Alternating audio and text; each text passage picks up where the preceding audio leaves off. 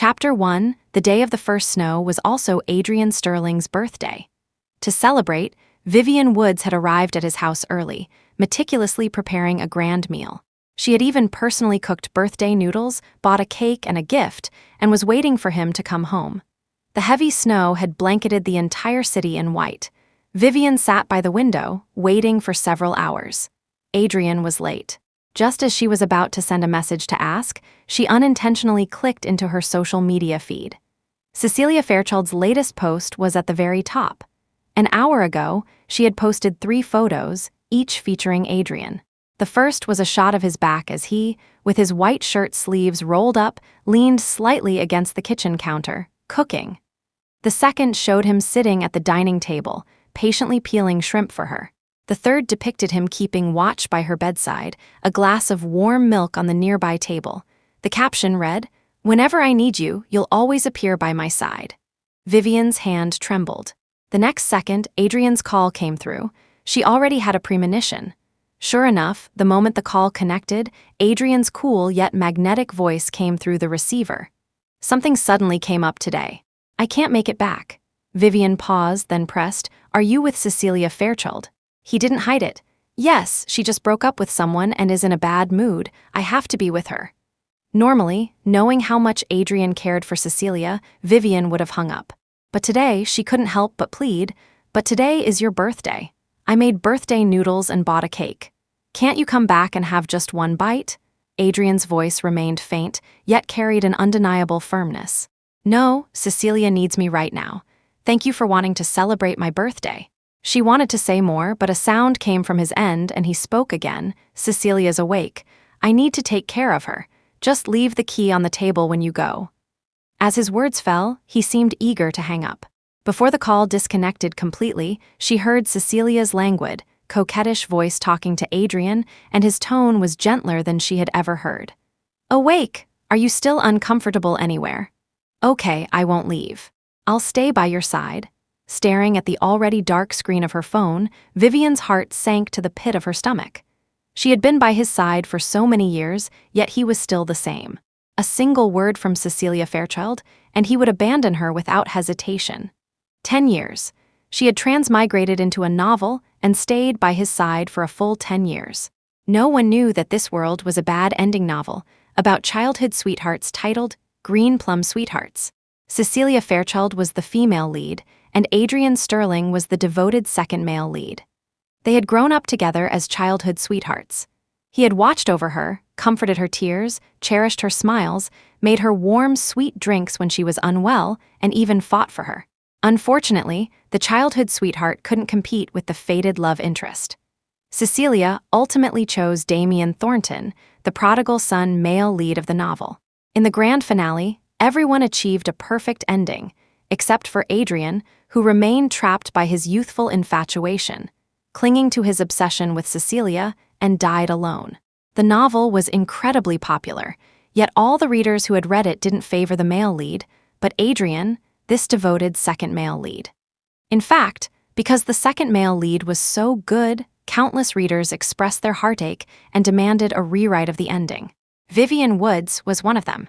Having witnessed too many superficial relationships in this fast-paced era, she understood the preciousness of lifelong devotion. So, when the system appeared in her mind, asking if she was willing to transmigrate into the novel and change Adrian's ending, she had agreed without hesitation. From 16 to 26, for 10 years, she had been by Adrian's side every moment. Whether it was his parents arguing and divorcing, his grandmother passing away, or every time he was downcast and saddened because of Cecilia. Being together day and night, she had genuinely fallen in love with him. However, his heart was so steadfastly set on the female lead. 10 years of companionship seemed fragile. A single call from Cecilia, and he would drop everything for her and leave. Vivian suppressed the ache in her heart, threw away the food on the table, cleaned up the kitchen, and only then put down the key, leaving in dejection. Chapter 2, the next morning, Vivian Woods arrived at the company with the gift she hadn't been able to give Adrian yesterday. After graduation, to better care for Adrian, she hadn't chosen a job in her own field but had come to his company, Shangxi Group, to be his assistant. As soon as she reached her workstation, she saw Cecilia Fairchild holding a large box of premium chocolates, smilingly distributing them to everyone. Come, Mr. Sterling and I are together. These are chocolates I brought back from abroad. Please have some and share in our joy. Adrian, who was usually reserved and disliked such public displays, watched her dotingly from the side, his eyes filled with a smile. Everyone accepted the chocolates with a smile, long accustomed to her behavior. Over the years, she and the male lead, Damien Thornton, had been on again, off again. Every time they broke up or had a fight, she would come to Adrian to seek validation. Adrian loved her to the point of obsession. Even though Cecilia would abandon him without a second thought whenever Damien beckoned, he still tirelessly indulged her, forever her backup plan. Vivian watched Cecilia's eager display, her mind filled with images from the novel of Adrian's countless moments of anguish because of her. She couldn't bear to see Cecilia trample on Adrian's love like this again. When Cecilia offered her a chocolate, Vivian couldn't help but speak up. Miss Fairchild, are you truly sure this time that you want to be with Mr. Sterling? Or is it like before, just because you've been wronged by someone else, you're deliberately toying with him? Unexpectedly, Vivian had voiced her thoughts so bluntly. Cecilia Fairchild froze for a moment, her face instantly flushing red. The next second, tears welled up in her eyes, making her look pitiful and wronged. It's not what you think. Damien and I broke up a long time ago. Seeing this, Adrian frowned and immediately stood up. First, he tenderly wiped Cecilia's tears, then looked coldly at Vivian, his tone carrying a hint of warning. Vivian Woods apologized to Cecilia. He was usually gentle and polite, but when it came to matters concerning Cecilia Fairchild, he was unyielding, all his tenderness transforming into a hard suit of armor for her. Vivian knew that if she didn't apologize now, Cecilia would only vent all her anger on Adrian, and then he would be the one to suffer. Her heart ached with bitterness. She looked at him for a long moment before forcing a smile at Cecilia. Miss Fairchild, I'm sorry. I didn't mean to target you. I just don't want Mr. Sterling's love to be unrequited. With that, she handed the prepared gift to Adrian. Yesterday was clearly Mr. Sterling's birthday, yet he didn't even have a meal and took care of you all day. Miss Fairchild, I hope you won't let him down. Seeing the gift in her hand, Cecilia Fairchild stared blankly at first, then somewhat apologetically took Adrian's hand. I'm sorry, Adrian. I forgot yesterday was your birthday. It's all my fault. How could I forget your birthday?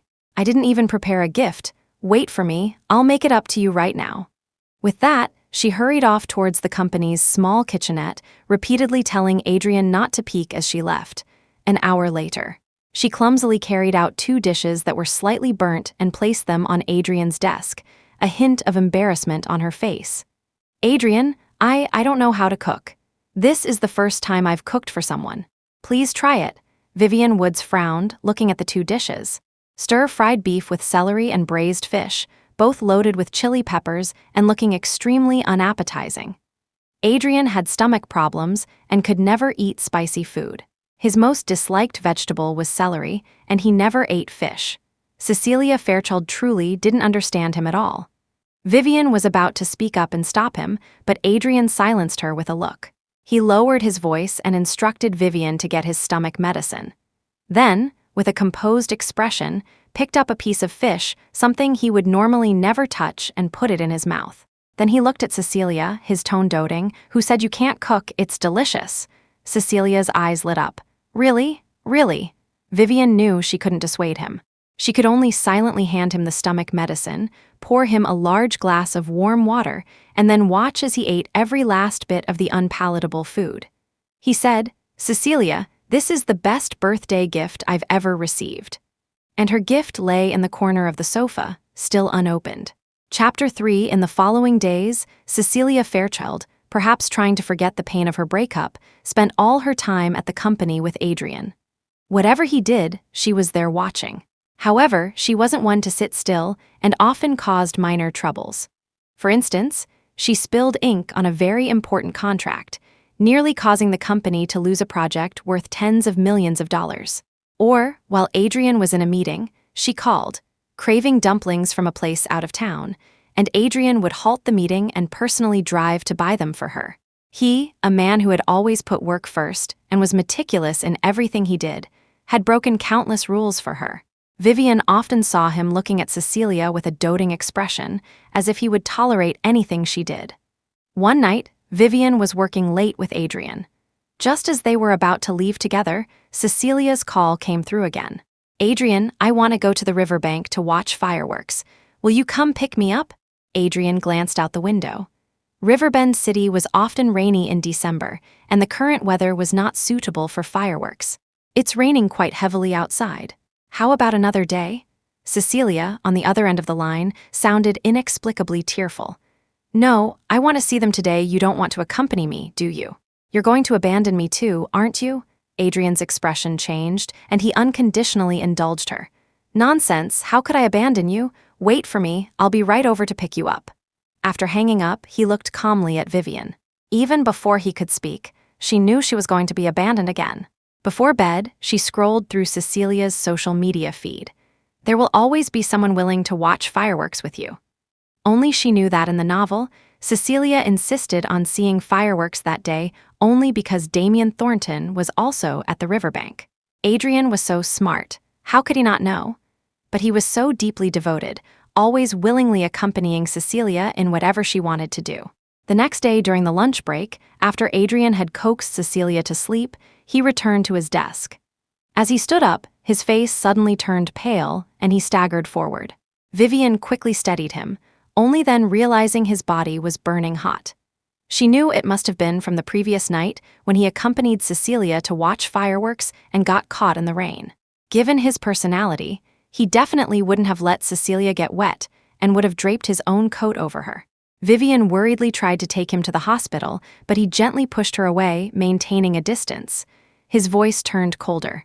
"I'm not going. If I go to the hospital, Cecilia will worry." "Also," he paused slightly. "Vivian, I know your feelings for me, so please keep your distance. Cecilia is very insecure, and I don't want her to misunderstand." Vivian's hand remained frozen in midair. After hearing everything Adrian said, she felt as if her heart had been brutally stabbed, the pain rendering her speechless.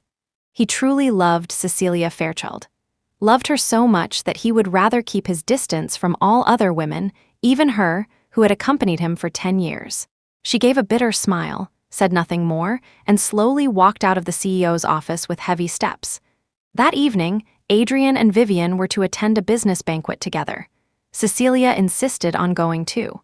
"Adrian, I want to be by your side every moment. Please take me, okay?" He smiled faintly, gently tapping her forehead. "All right, I'll take you." On the way, Vivian sat in the passenger seat. The two behind her were intimately close, almost completely ignoring her presence. The banquet was held outdoors. After the three arrived, just as Adrian was about to get some fruit for Cecilia, she suddenly grabbed his hand in alarm. "Adrian, my necklace fell into the pool. That necklace is very important to me. Can you help me find it?" Even though he was still running a high fever, upon hearing Cecilia's words, he nodded, said nothing, took off his jacket, and was about to jump into the pool. A pang of pain shot through Vivian's heart, and she quickly reached out to stop him. Then, under his astonished gaze, she jumped into the pool before him. Chapter 4. It was winter now, and the pool water was near freezing. Vivian was so cold in the water that she almost lost consciousness. She dived to the bottom of the pool, groping for a long time before finally finding Cecilia's necklace. She climbed out of the water. A flicker of an unusual emotion crossed Adrian's eyes, but he said nothing, merely turning to go inside to get her a dry towel. Vivian hugged her arms, her whole body so cold it felt like needles pricking her. Shivering, she handed the necklace to Cecilia. "Miss Fairchild, take good care of it. Don't let it fall into the water again." Cecilia took the necklace, looked at it silently for a few seconds, then curled her lip in disdain and casually tossed it into the bushes. Watching her action, Vivian grabbed her hand in shock. "Why did you throw it away?" Cecilia still looked indifferent. "It got dirty, so I don't want it anymore." A raging fire seemed to burn in Vivian's heart.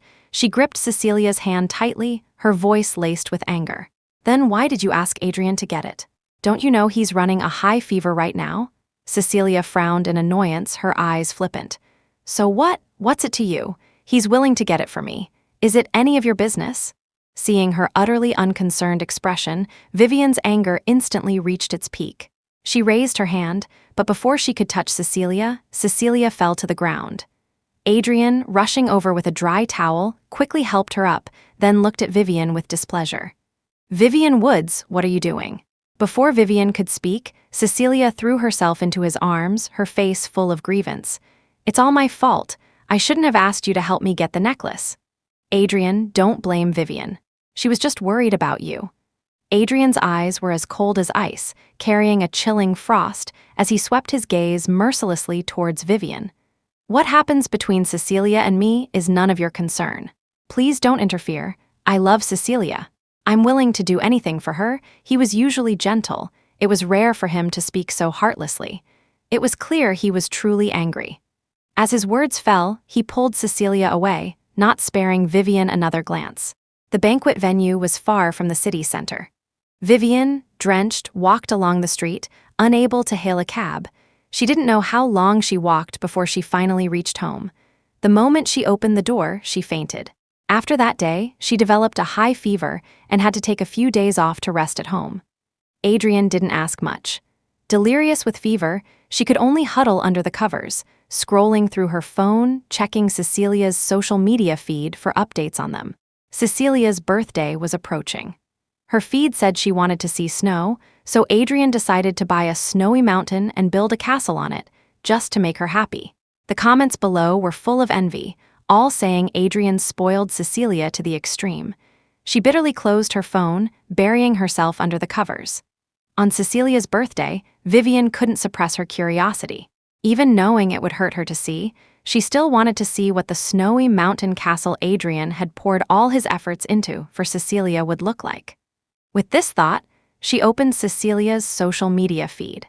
But upon opening it, she discovered that Cecilia had, at some point, deleted all posts related to Adrian, leaving only a single one posted today. The picture was of her and Damien Thornton holding hands. The caption, "After all the twists and turns, it's still you." Vivian felt her mind go blank with a buzz. She couldn't hear anything. She and Damien Thornton had gotten back together. But if she and Damien were back together, what did Adrian mean to her during this period? What about all his efforts? She quickly fumbled for her phone and dialed Cecilia's number. "Miss Fairchild, didn't you say last time that you had broken up with Damien Thornton, would never get back together, and would be with Mr. Sterling properly?" Cecilia's tone was full of innocence. "Yes, but I tried really hard to like Adrian. I still can't lie to my own heart. The one I like is still Damien, so I can only let Adrian down." Vivian felt like her lungs were about to explode, wishing she could slap Cecilia hard across the face. But right now, the most important thing was to find Adrian. He had treated this relationship with such devotion. How devastated would he be to learn that Cecilia had gotten back together with Damien Thornton again? Then, what about Adrian? Where is he? Cecilia answered nonchalantly. "Adrian. He's probably still at Mount Crestfall working on the castle." "That's perfect, you can go and comfort him." Vivian's head was spinning. Without time to settle scores with Cecilia, thinking of Adrian alone on the snowy mountain, she quickly hung up, got out of bed, and was about to change and go out. Just as she finished dressing, she saw an urgent news report on television. "Breaking news, an avalanche has occurred on Mount Crestfall. 19 people are currently reported dead." She was instantly struck as if by lightning. Mount Crestfall. Wasn't that where Adrian was? Chapter 5. Vivian Woods stood blankly for a long while before she processed it. The next second, she grabbed her phone and rushed out. On the way, Vivian's heart was in her throat. She anxiously looked ahead, constantly urging the driver to go faster, faster. By the time she reached the foot of the mountain, the rescue team had already packed up and was preparing to leave. She rushed to them in a panic. "You can't leave, there's still someone missing," one of the team members, while packing, said. "We've already searched once. It's snowing heavily now, and the conditions aren't suitable for a search.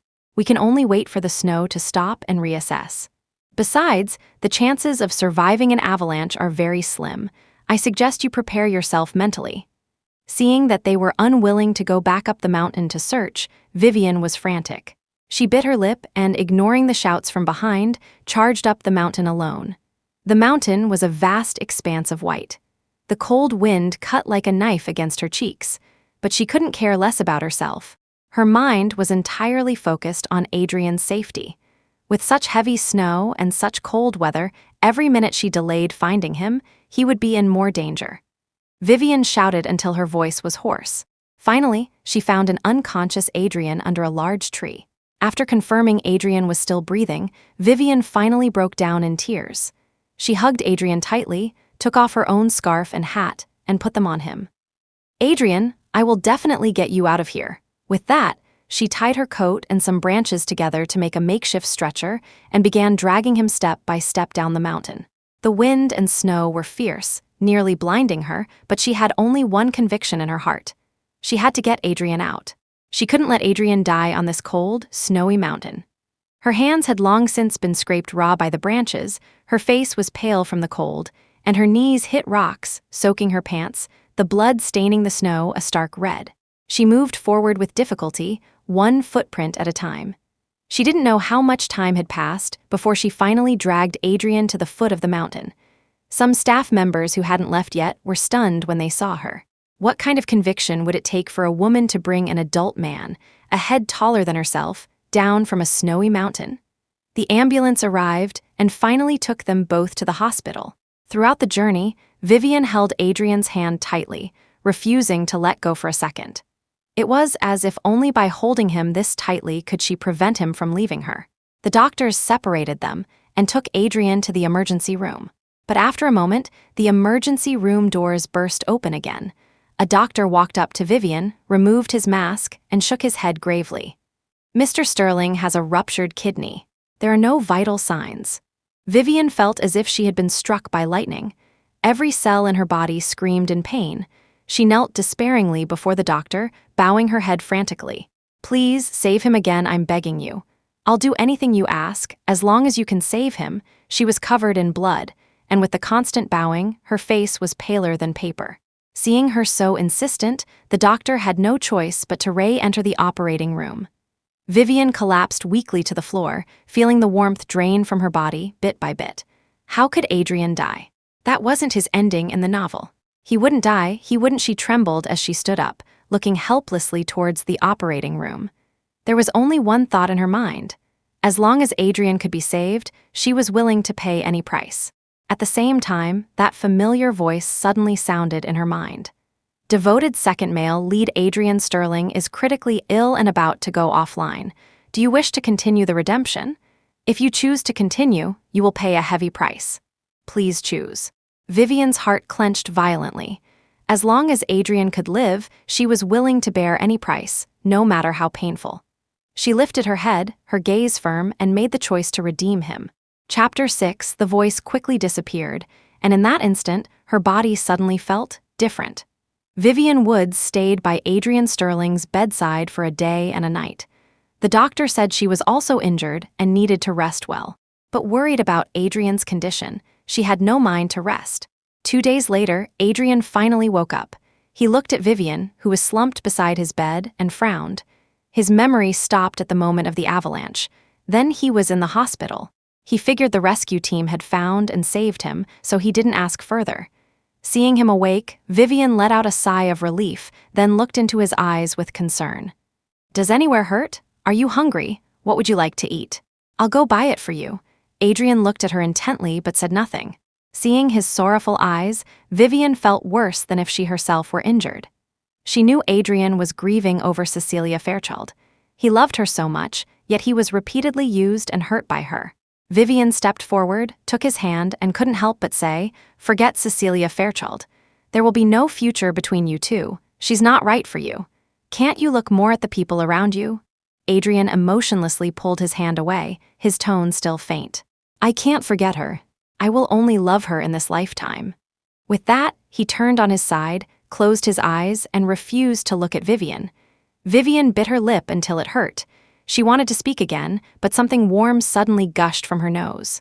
She hastily pressed her hand to her nose and rushed to the restroom in a panic. Only in the restroom did she realize her nose was bleeding profusely, and it wouldn't stop. She kept rinsing her nose with water, her face exceptionally pale. After a long time, the bleeding finally stopped. She looked up at her reflection in the mirror. When had she become so haggard? Could it be that the price she had to pay for making that choice was her own life? Vivian didn't know, nor did she dare to think about it. She had already made the decision to save Adrian. She would not regret it. On the day Adrian was discharged from the hospital, Cecilia Fairchild also came. She held a large bouquet of lilies, looking at Adrian with an apologetic expression. "Adrian, I'm sorry." She had only said a few words when her tears began to fall like broken pearls. She was always like this. After letting Adrian down because of Damian Thornton, she would put on a pitiful act and apologize to Adrian, and he would forgive her without reservation. Time and time again, Adrian could forgive the hurt, but Vivian could not. Especially this time, when he had almost lost his life because of her. Vivian stood in front of him, snatched the bouquet from Cecilia's hands, and threw it forcefully away. "Miss Fairchild, are you genuinely here to apologize? Don't you know Mr. Sterling is allergic to pollen?" Cecilia looked at Adrian in surprise, a flash of panic on her face. "Adrian, why did you never tell me?" Vivian looked at her coldly.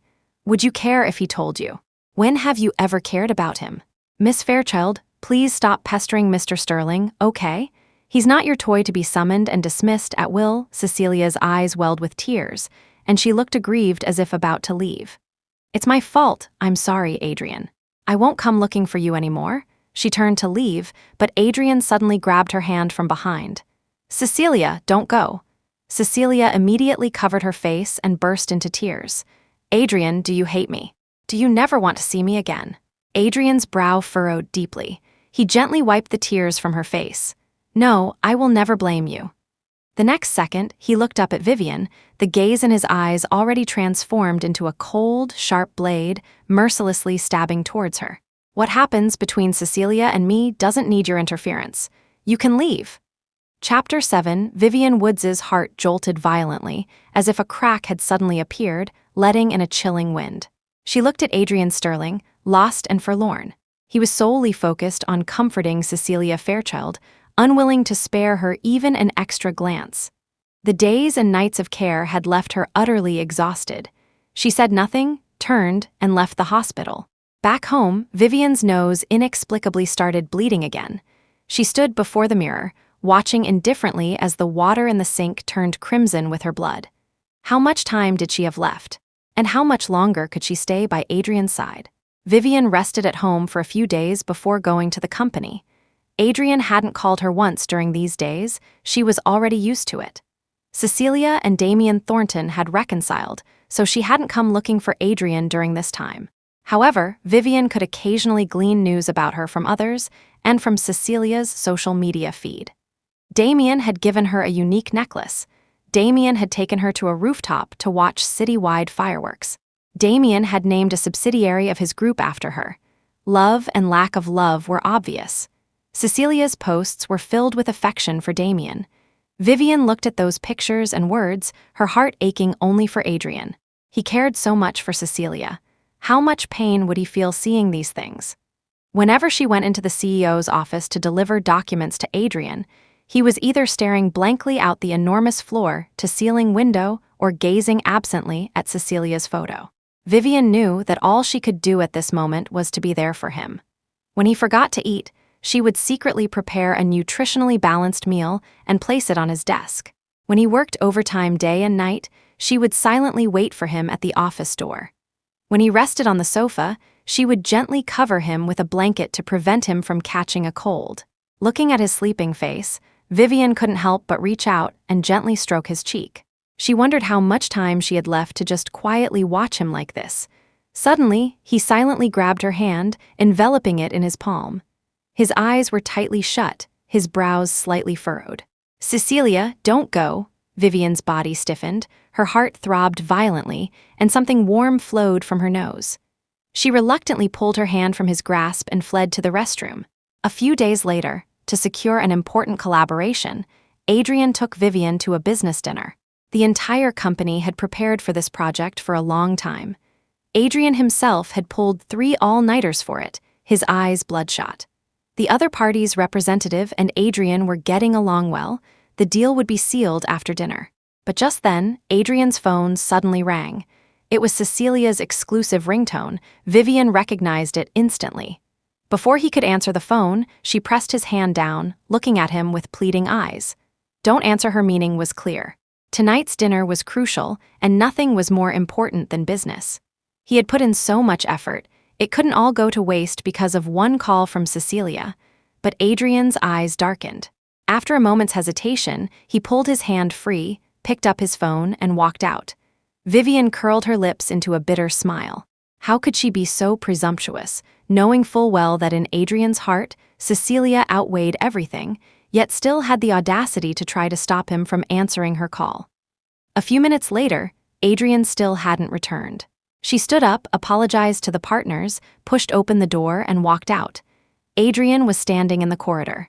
Through the receiver, she could hear Cecilia's crying. Adrian, what should I do? Being with him is so tiring, really so tiring. Adrian comforted her gently. Don't be silly. Stay there and wait for me. I'll be right over. After hanging up, his sorrowful eyes met Vivian's. Love is doing what you know you shouldn't, yet still doing it. This was true for Adrian, and it was true for Vivian. She grabbed his hand. Don't go. At least wait until after dinner, after the contract is signed, okay? Adrian shook off her hand without hesitation. Cecilia needs me. I promised her that whenever she needs me, I will appear by her side.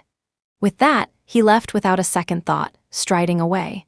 Chapter 8. Watching Adrian Sterling's disappearing back, Vivian Woods's heart sank with him to the bottom. She didn't know his obsession with Cecilia Fairchild ran so deep that even after 10 whole years, she couldn't change it one bit.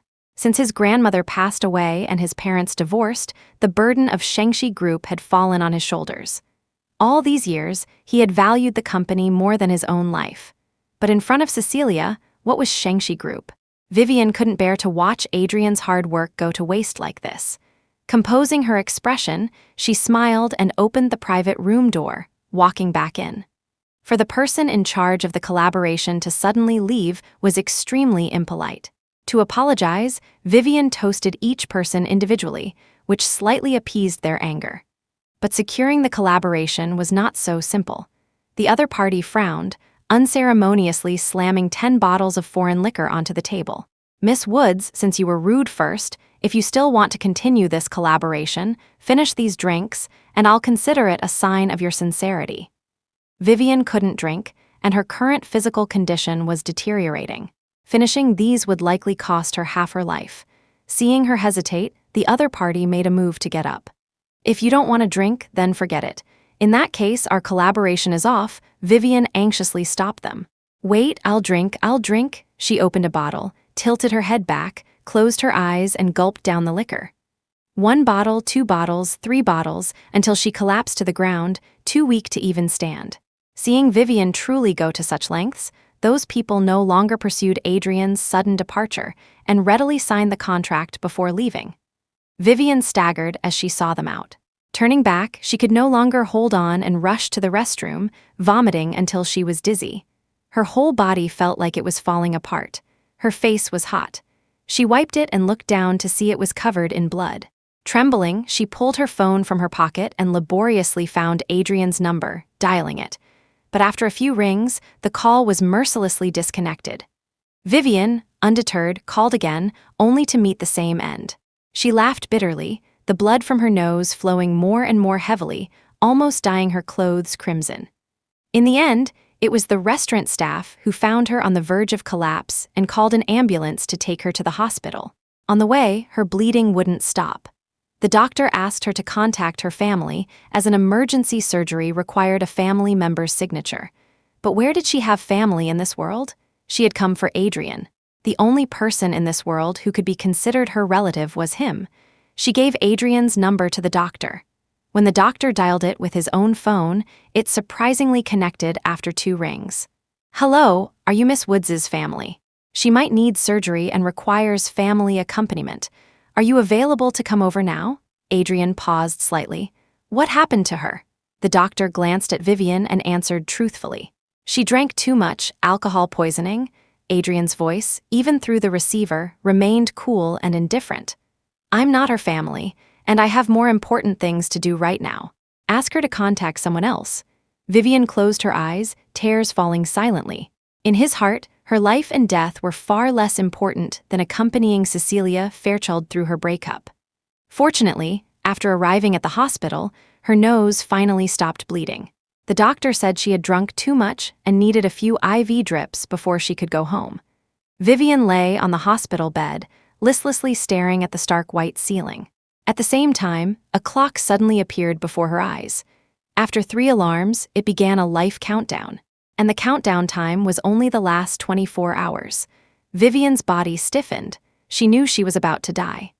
Chapter 9, with only 24 hours of life left, Vivian Woods no longer hoped to change Adrian Sterling's fate.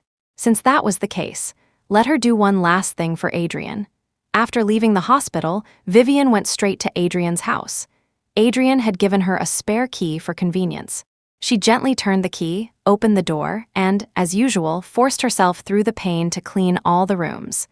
The house was actually very clean. He was a neat freak, so the rooms were tidy. It was just that he probably hadn't been back for a while, so the floor was a bit dusty. After cleaning the rooms, she hung the newly bought paintings on the living room wall and put fresh flowers in the vases. Adrian was a man who liked quiet and was usually a bit somber. The decor, like him, was cool and lifeless.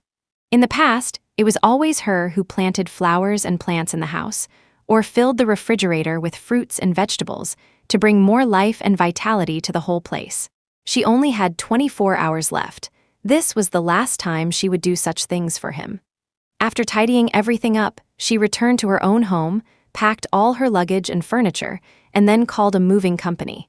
The movers thought she was moving to another place. It wasn't until they were in the truck that they realized she intended to move all these things to a junkyard to be burned. A worker looked at the perfectly intact furniture and sighed. Such good things, why throw them away directly? What a pity, she smiled bitterly. I'm going to die, there's no use keeping them. Hearing this, a look of sympathy appeared on the worker's face, and he didn't dare say anything more. Finally, after handling all her affairs, she called Adrian. She arranged to meet him at a coffee shop. Before going, she carefully applied makeup. This was her last meeting with Adrian. She hoped to leave him with a beautiful impression. That way, at least in the years to come, when he thought of her, it would be of her beautiful self. She had thought of many things to say to Adrian as a farewell, but she hadn't expected Cecilia Fairchild to come along too. After a moment of stunned silence, Vivian smiled bitterly, her expression returning from shock to normal. The last time Cecilia had called Adrian away, she should have expected this. It was probably because she and Damien Thornton had broken up again, so she had once more sought refuge in Adrian, her safe harbor. Perhaps because she was on the verge of death, Vivian was no longer as emotionally distraught or reactive as before. She calmly watched Adrian sit opposite her, treating Cecilia with his usual tenderness, dotingly blowing on the coffee to cool it before handing it to her. Then, when he looked at her, his deep eyes carried a hint of coldness. It just so happens I have something to tell you too. Cecilia and I are officially together. She's a bit bothered by your presence, so, starting tomorrow, you should resign. I'll give you 10 times the compensation as thanks for your years of service. From now on, don't appear before me again. Vivian had been with him for a full 10 years. For him to dismiss her like this, he thought she would cry, argue, make a scene. But she said nothing, just quietly looked at him, her eyes filled with sadness. Just like all these years, she had always silently watched over him. Knowing he liked quiet, she was always considerate and silent, but whenever he needed her, he could always see her when he turned around. The atmosphere was heavy with a long silence. Just as he felt a bit breathless and was about to speak again, Vivian stood up. She finally spoke, but not to him, rather to Cecilia. Cherish the person before you. Otherwise, when you lose them, the pain will make life worse than death. With that, she left without lingering, her steps unsteady. Behind her, Adrian watched her departing figure. For some reason, the feeling of suffocation in his heart grew heavier and heavier. He thought she would be angry if he asked her to leave, furious, or at least say something to express her dissatisfaction. But she said nothing. Her eyes were so calm, as if she didn't care about anything anymore. It was only then that he suddenly realized, at some point, she had become so thin. He unconsciously clenched his hands, a sense of panic, as if he were about to lose everything, welling up in his heart. From beginning to end, she never looked back. Meanwhile, Just as Vivian Woods walked out of the coffee shop, not far from it, copious amounts of blood gushed wildly from her nose. The countdown echoed in her mind for the last time.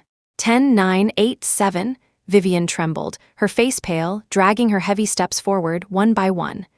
The countdown in her mind rang incessantly, like a death knell. 3, 2, 1, as the countdown ended with a loud thud, she collapsed to the ground. The sunlight was blinding. She groggily opened her eyes. The image that floated into her mind was of the first time Adrian, wearing a white shirt, had walked towards her. Under the plane tree, the sunlight was perfect. She, in a white dress, had cautiously extended her hand to the boy who made her heart flutter. "Hello, Adrian Sterling, my name is Vivian Woods." At that time, there was one thing she hadn't told him. "Adrian, I came to this world to save you. From now on, no matter when, I will be by your side. You will never be alone again." Vivian lay in a pool of blood, weakly closing her eyes, tears silently streaming down the corners. "Adrian, from today onwards, I can no longer be with you." People around witnessed this scene and gathered around. "Help, someone has fainted." "Oh my God, she's bleeding so much, call 911, quick, call 911.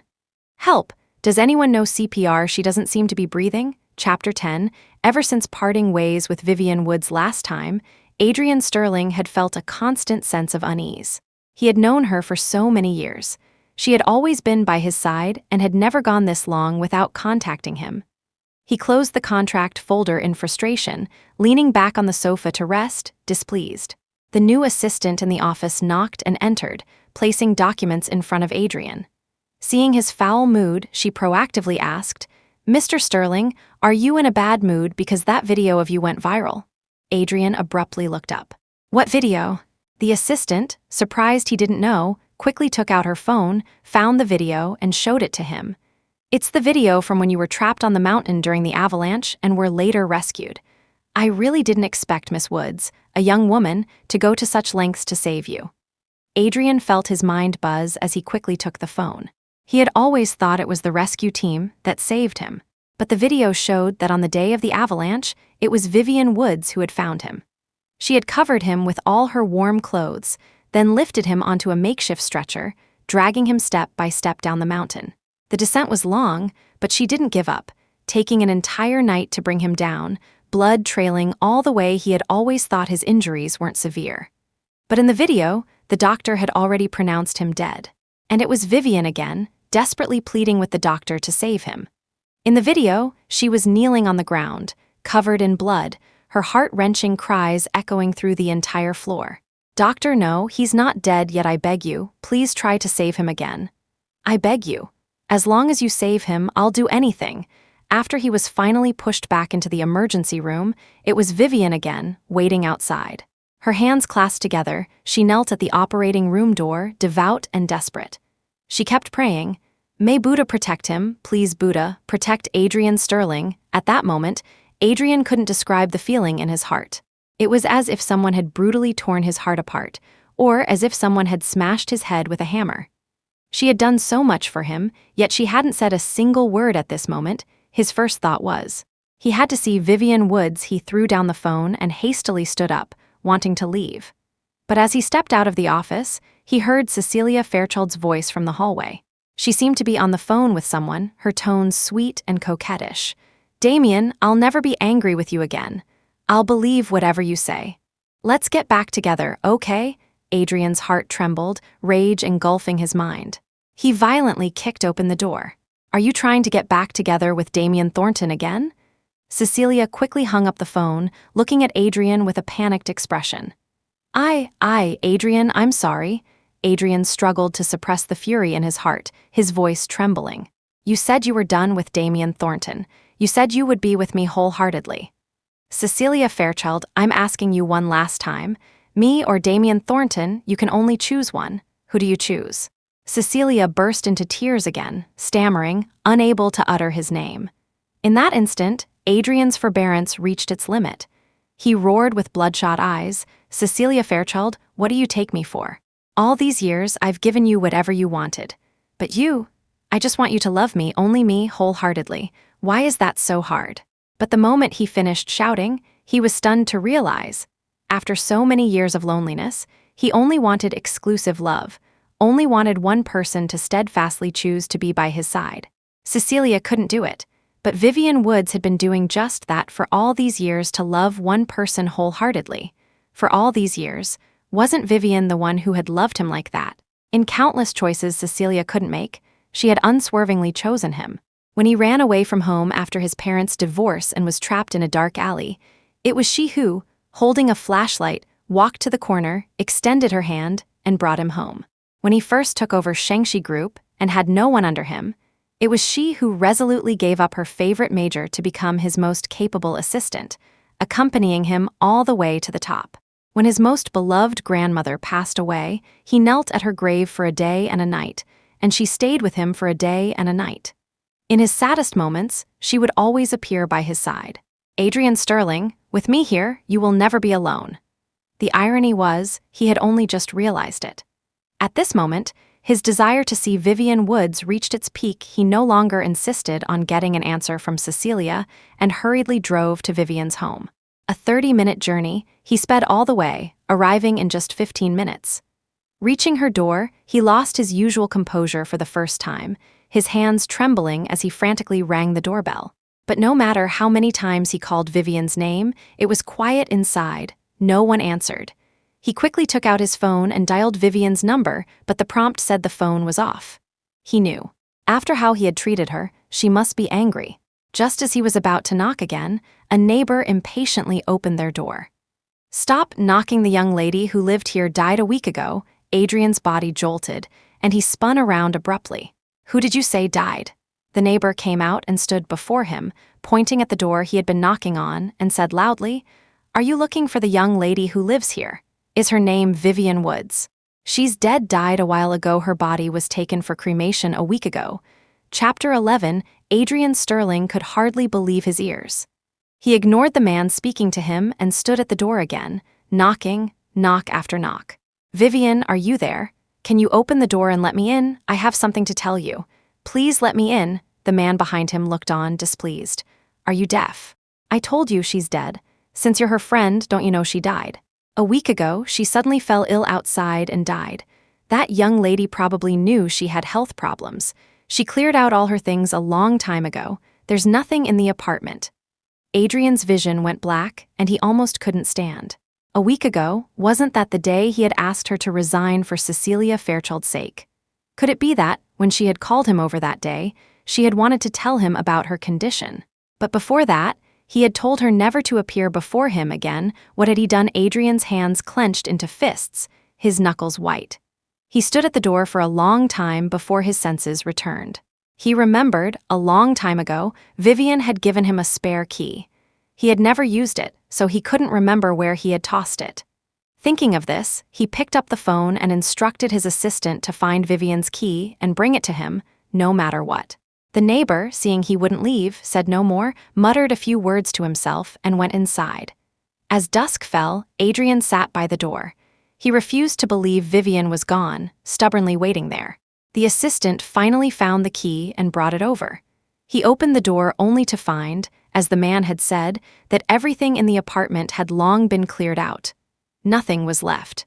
In the empty room, there was no trace of Vivian having lived there, except for a forgotten diary under the desk in the study. Adrian tremblingly picked up the diary, not even daring to open it. If Vivian had truly left, what would he do? All these years, she had been by his side, becoming a habit. He could hardly imagine how he would live without her. A deep sorrow clouded his handsome face. He recalled the first time he met Vivian, 10 years ago. Vivian had suddenly appeared by his side. She was like a little sun, illuminating his world. While he focused all his attention on Cecilia, Vivian had, at some point, also been warming him. She would bring him water when he played basketball. When he caught a cold after Cecilia fell into the water, she would copy his missed notes, bring him medicine, and wrap her scarf around his neck. It seemed like at their very first meeting, she had smiled and said to him, "Adrian Sterling, with me here, I will definitely make you happy." Chapter 12. So there had always been signs. All these years, he couldn't even remember all the good things she had done for him. When did they become friends? Perhaps it was when his parents were arguing and getting a divorce, and he chose to escape, running away from home, only to get lost in a dark alley. He huddled in a corner, thinking that if he just disappeared completely, maybe his parents would make a different decision for his sake. At that time, how he longed for Cecilia Fairchild to be by his side. But she wasn't. She hadn't even called him once. It was Vivian Woods who walked through the dark corridor, holding a small lamp, and ran towards him in a panic. She said, "Adrian, let's go home." At that moment, he suddenly felt that even if his parents separated, it wasn't so unacceptable. So he accepted the reality, let his parents separate, and entered the company directly after graduation. At this time, too, Vivian had unhesitatingly stayed by his side. She said, wherever he went, she would follow. He was young and impetuous then, and suffered a lot. Though they were the same age, Vivian seemed exceptionally mature. She would consider all aspects of a problem, accompany him to social engagements, hand him a glass of water when his stomach hurt, and offer the best solutions when he was confused. More than an assistant, she was like his omnipotent encyclopedia. Adrian could hardly imagine how he would have gotten through these years without Vivian. When his grandmother passed away, he felt like his world had collapsed. She was the person who raised him, the pillar supporting him as he took over the company. He knelt before his grandmother's grave for a day and a night, and Vivian had stayed by his side, accompanying him for a day and a night. She gently hugged him, comforting him. "I'm here, Adrian. I will always be with you." But she had broken her promise. Adrian returned home with the diary, walking like a zombie, numbly entering his house. He still couldn't accept the fact that Vivian was gone. He didn't understand how someone who was fine just a few days ago could suddenly pass away. She was doing this to anger him, right? Because he always chose Cecilia over her, abandoning her time and time again. So now, she wanted him to worry about her, deliberately using this method to drive him crazy. He hadn't been home for a long time. Ever since Cecilia came to him last time, he had been staying at her apartment, keeping her company. When he opened the door, a faint fragrance of flowers still lingered in the air. He looked at the tidy arrangement of the room, and the flowers on the balcony that had already bloomed and were about to wither. His heart suddenly throbbed violently. It was as if an invisible pair of large hands were cruelly strangling his neck, making it difficult for him to even breathe. He walked over step by step. The flowers looked like they had been there for a while, perhaps a week. Chapter 13, the water in the vase was mostly dry and petals littered the floor. He tremblingly picked up the petals, then went to the kitchen and opened the refrigerator. It was packed full of fruits and vegetables, almost every item covered with sticky notes. He could see Vivian Woods's written reminders. "Remember to eat some fruits and vegetables every day, okay? If you haven't eaten today's, it won't be fresh. Eat the ones further back. Drink more water, less coffee. It's bad for your stomach." Adrian Sterling removed all the sticky notes, collected them one by one, and put them in a drawer in the study. Night fell. For the first time, Adrian felt an unprecedented loneliness. In the past, no matter how late he came home, he had never felt such desolation and unease. He stubbornly took out his phone and dialed Vivian's number again. Like every call he had made today, there was no response. He stared at the number that remained unanswered no matter how many times he dialed, an extreme emptiness and tension gripping his heart. Vivian would never not answer his calls. Even if she missed one, she would call him back quickly. But now a whole day had passed, and there was still no news from Vivian. Could it be she really? No, absolutely not. That thought, flashing through his mind for just a second, was enough to make him terrified. He hardly dared to imagine that possibility, the possibility that would cause him unbearable pain. To alleviate his anxiety, he casually picked up the remote and turned on the television. The news from a few days ago was playing. He leaned back on the sofa, wearily rubbing his temples. Suddenly, that familiar face appeared on the screen. He tensed and sat up straight, only to see her facing the screen, lifelessly collapsing. Adrian's mind went blank. The television's sound continued to chatter. The reporter announced, "A few days ago, a young woman on North City Road suddenly fell ill. Before she could be taken to the hospital, she had no vital signs. This incident serves as a reminder to everyone to pay more attention to their physical health and seek medical attention promptly if they feel unwell." Vivian Woods was dead. She was really dead. Adrian covered his mouth and coughed violently, as if he were about to cough up his lungs. He looked at the fleeting face on the screen, his heart aching as if someone had brutally torn it apart. It was that day. It really was the day he had asked Vivian to leave. In the final minutes before she left, he had told her never to appear before him again. Adrian Sterling, oh Adrian Sterling, what have you done? He had lost the person who loved him most. No one would ever treat him as well as Vivian Woods did. He staggered to his feet and picked up the diary he hadn't dared to open. Inside the diary, Vivian's neat, small handwriting appeared before his eyes, line by line. Chapter 14, This is my first day in this world. I saw Adrian Sterling, that's him. I recognized him at first glance. Adrian, don't worry, this time I will definitely give you a happy ending. Seeing this familiar handwriting, Adrian Sterling's heart throbbed violently, and after clearly reading the content, an even greater storm surged in his heart. Vivian Woods seemed not to be from this world. He flipped through the diary, page by page, the shock in his heart deepening. It turned out that he was just the devoted second male lead in a novel. He was programmed to love the female lead, Cecilia Fairchild, which was why he had been so infatuated with her all these years. And Vivian, because she couldn't bear to see him end up alone, had chosen to enter the world of the novel to change his fate. But she had utterly failed. Adrian slumped to the floor, dejected, memories of the past flashing before his eyes one by one. He seemed to have an obsession with Cecilia, an obsession he mistook for love. So, no matter how many times Cecilia hurt him, he always went back to her.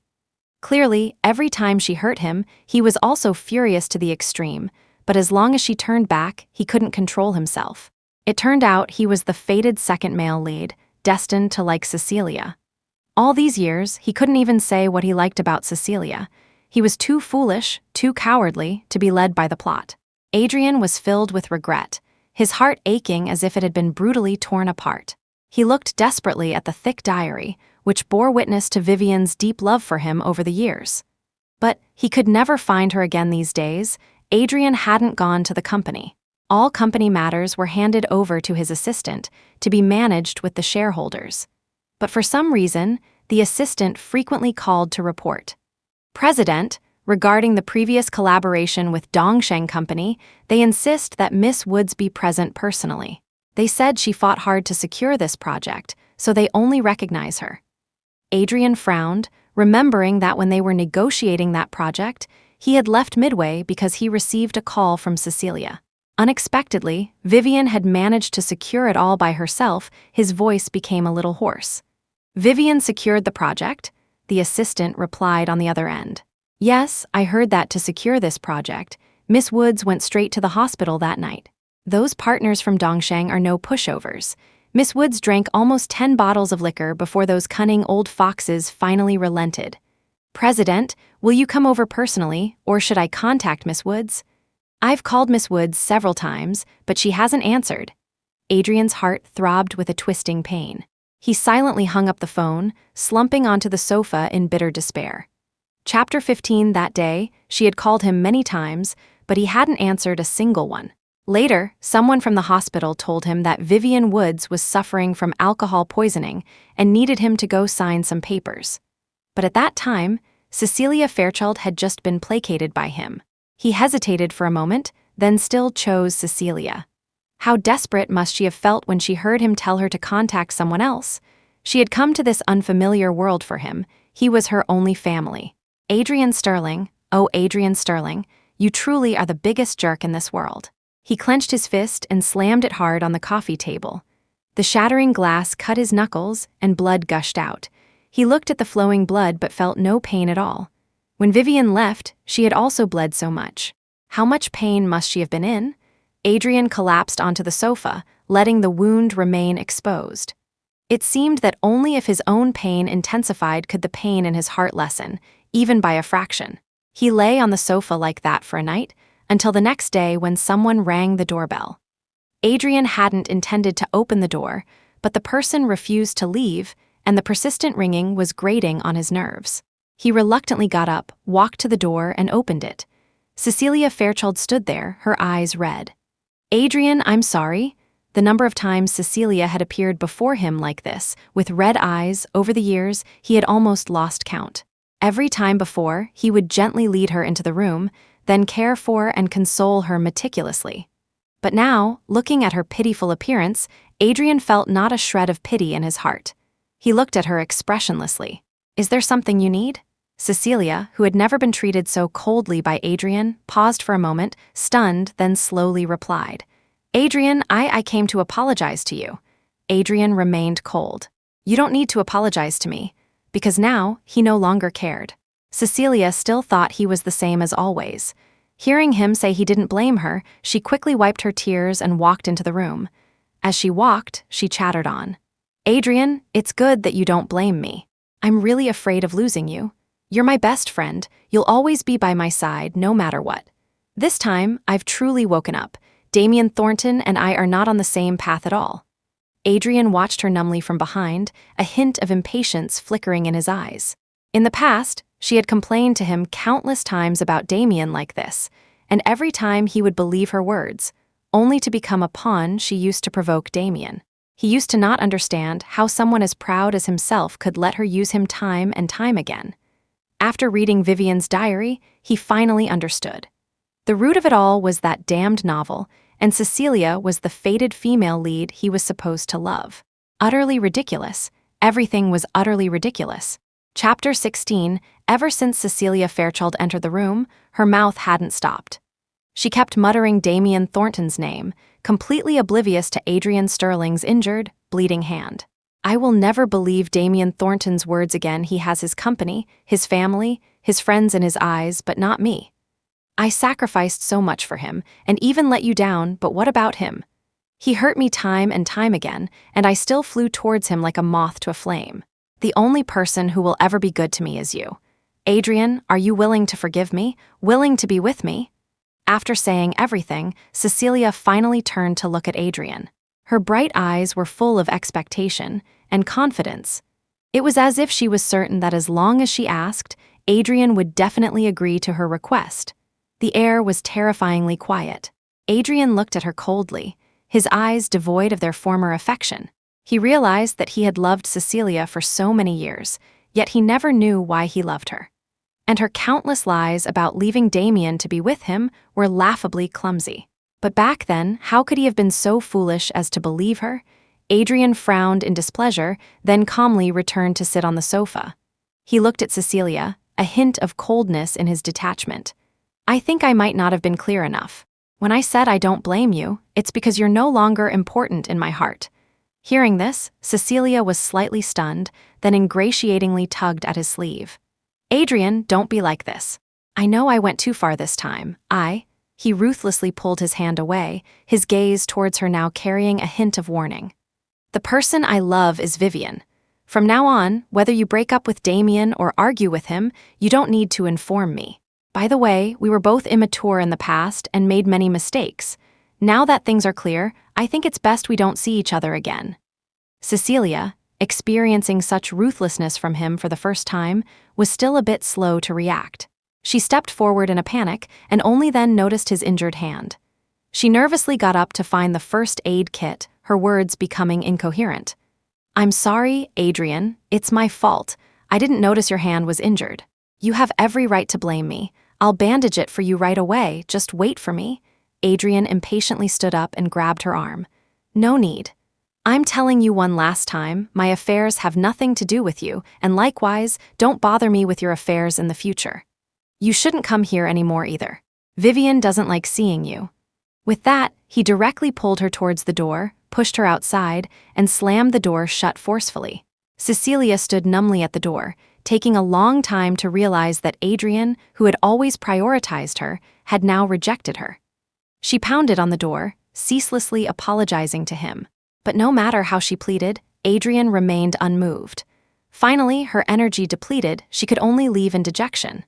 Inside the room, Adrian stood by the window, gazing outside, his thoughts seemingly drifting far, far away.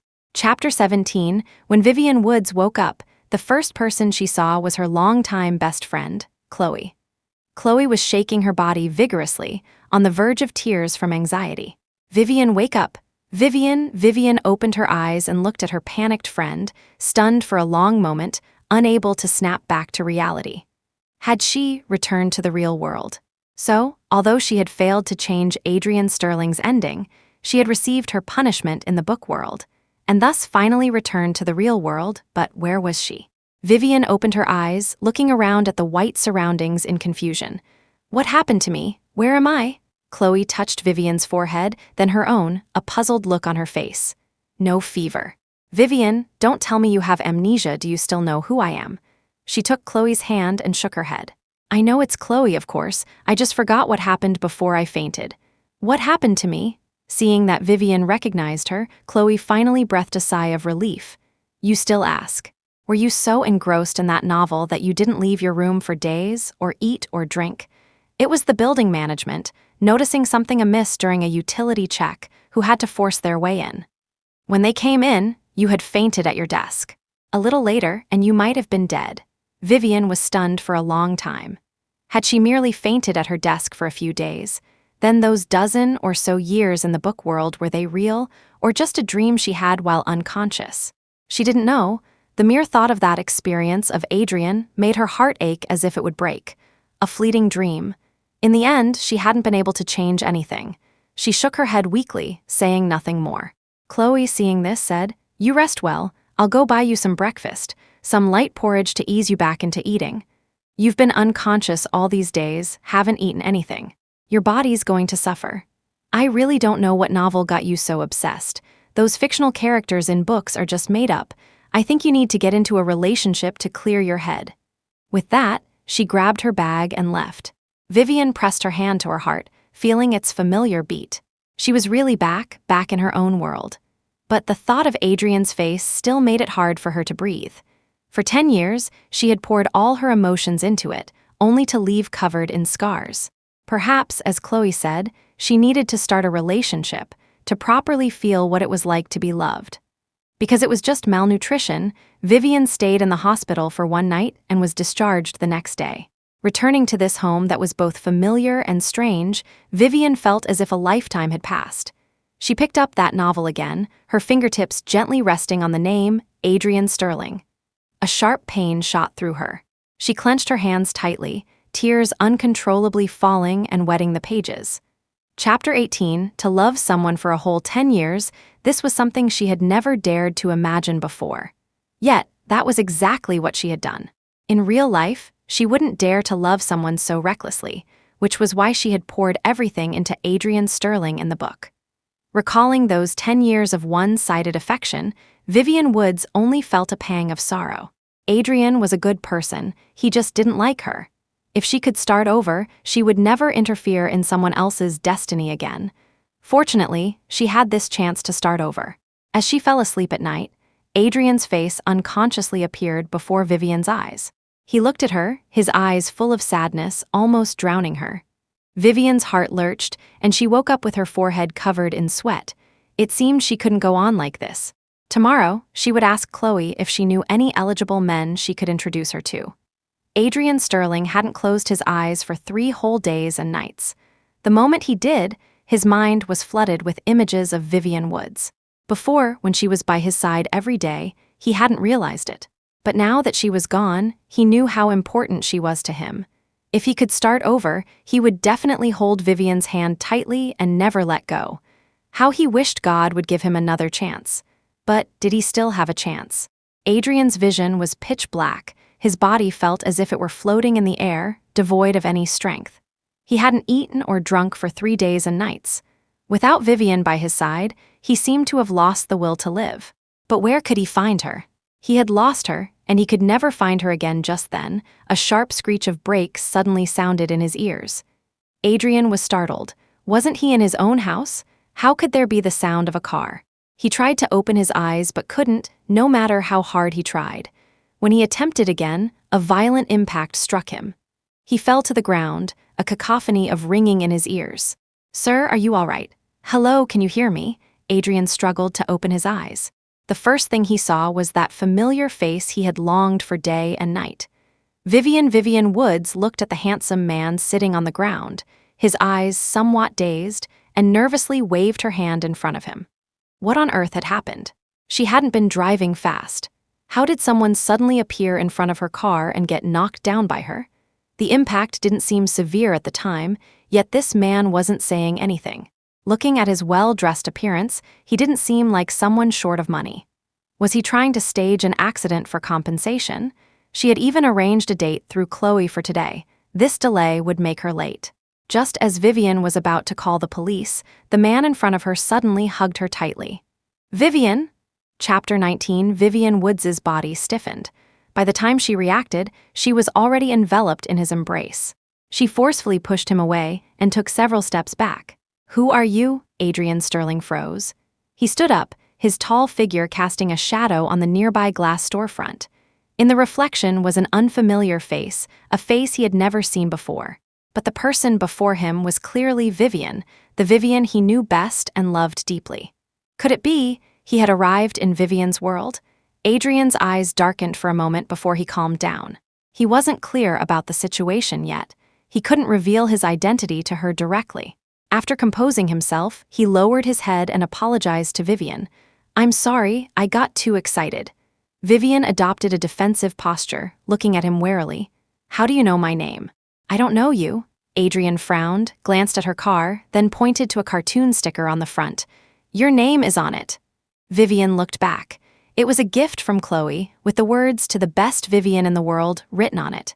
Seeing her still looking puzzled, Adrian proactively explained, "I apologize. I was a bit disoriented from being hit by the car just now, and I overstepped. Please forgive me. How about we exchange contact information? I can treat you to a meal later as an apology, okay?" Vivian still felt very strange about this man who had suddenly appeared. She took a few steps back to maintain her distance. "No need. If you're all right, I'll be going now." Seeing her about to leave, Adrian felt a surge of panic. "Please leave me your contact information. If I have any problems after a checkup, I need to be able to reach you." Vivian paused. Thinking about it, he had a point. Although reluctant, she saved her number on his phone. "If you feel unwell in any way, please contact me as soon as possible." With that, she opened the car door, got in, started the engine, and quickly drove away. After this little episode, Vivian had lost her enthusiasm for the evening's date. But the appointment was already made, so she could only brace herself and go. Her mind kept replaying the image of the man she had encountered earlier. Although he had explained that he knew her name from the car sticker, why had he suddenly lost control and hugged her? Vivian couldn't figure it out. A fleeting thought surfaced in her mind, only to be instantly suppressed. Impossible. Adrian was just a fictional character. How could he possibly come to the real world? But then again, hadn't she also transmigrated into the novel world? All of this was simply too incredible. Even if he had transmigrated into her world, why would he suddenly hug her? He loved Cecilia Fairchild so deeply, willing to die alone for her. She must be overthinking things. Vivian comforted herself thus. By the roadside, Adrian stared at the unfamiliar face in the mirror, motionless for a long time. The man in the reflection had refined features and exuded a powerful aura. He was clearly not an ordinary person. Perhaps he wouldn't need to find out who he was himself. Someone would take the initiative to find him. Chapter 20. Just then, a man in a business suit, leading a pair of bodyguards, hurried over. "Mr. Lancaster, are you all right?" As he watched the assistant approach, the missing memories suddenly flooded his mind. The owner of this body was named Lucas Lancaster, CEO of Easton City's largest financial corporation, Lancaster Corp. Earlier, while he was in his car heading to the convention center, the car had malfunctioned. He had gotten out to proceed on foot when, somehow, he was hit by Vivian Woods' car. Everything was fated. Heaven had truly given him a chance to win her back, even if it wasn't in his own body. This time, he would hold onto her tightly. This time, he would never let her down again. Vivian Woods, returning home after her date, kept thinking about the man her car had hit during the day.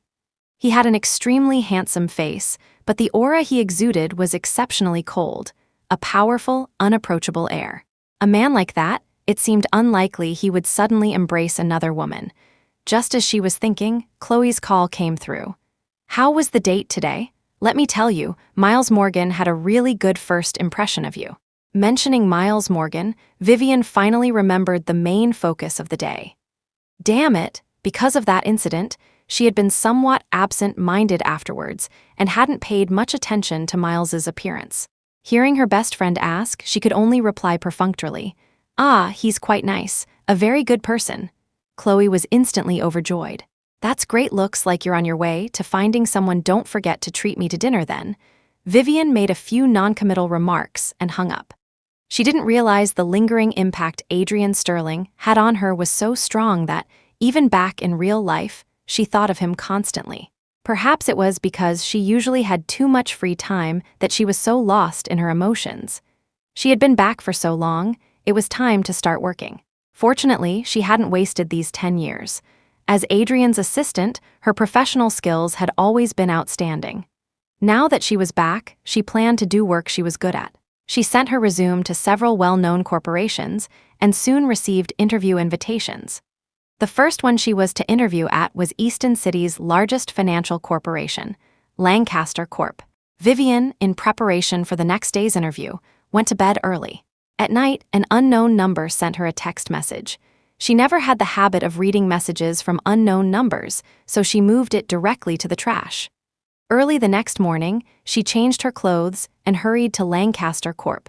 The interview had 3 rounds. After the first round, she went to the downstairs coffee shop, ordered a coffee, and planned to quickly brush up on company details. As she turned, holding her coffee, she wasn't paying attention and bumped right into someone approaching her. Chapter 21, the scalding coffee was about to spill onto her, but the person suddenly shielded her with his entire body. Seeing the soaked suit of the person in front of her, Vivian Woods hurriedly bowed and apologized. "I'm so sorry, are you all right?" She didn't even dare to look up. This suit looked incredibly expensive. She didn't know if she could afford to compensate for it. The person calmly took out a handkerchief, wiped himself, and even showed concern for her. "I'm fine, what about you?" This voice sounded somewhat familiar. She abruptly looked up and her eyes met the person's. Wasn't this the man she had hit with her car the other day? Vivian's pupils suddenly dilated. She took a few steps back, somewhat incoherent. You, Lucas Lancaster." Adrian smiled faintly. "Why do you look like you've seen a ghost? Don't worry, I'm not here to ask for compensation.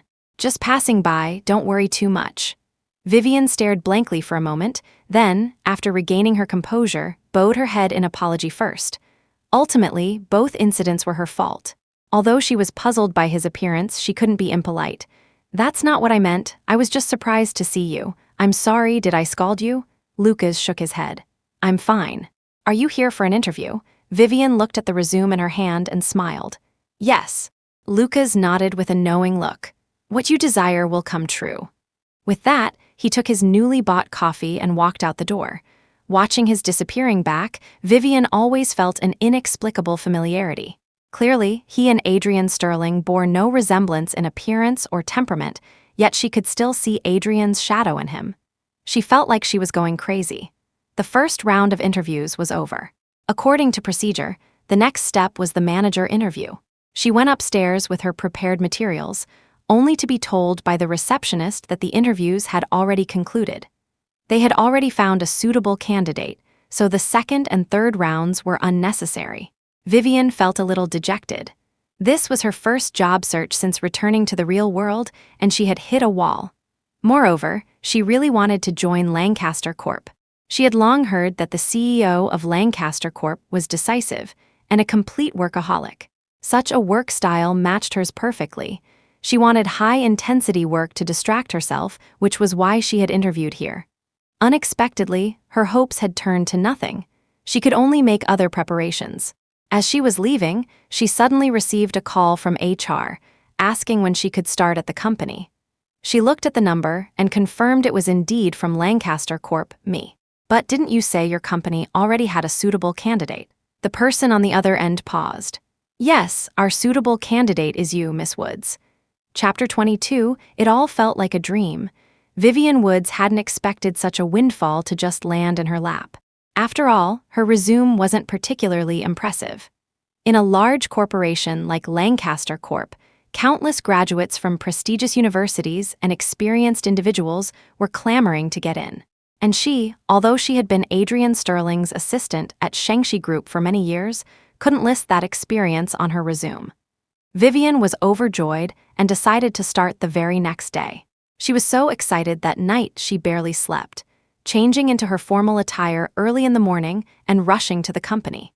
The HR person handling her onboarding repeatedly emphasized that their CEO, Lucas Lancaster, was extremely difficult to deal with, a perfectionist who scrutinized every detail, so she had to be careful about everything. After all, she was already the 5th assistant this month. Vivian nodded, put on her employee badge, and went to the CEO's office door. Her first task here was to greet the CEO. She knocked and entered. Before the enormous floor-to-ceiling window stood a tall, slender figure from behind. "Hello, Mr. Lancaster. I'm your new assistant." As her voice fell, the man slowly turned around.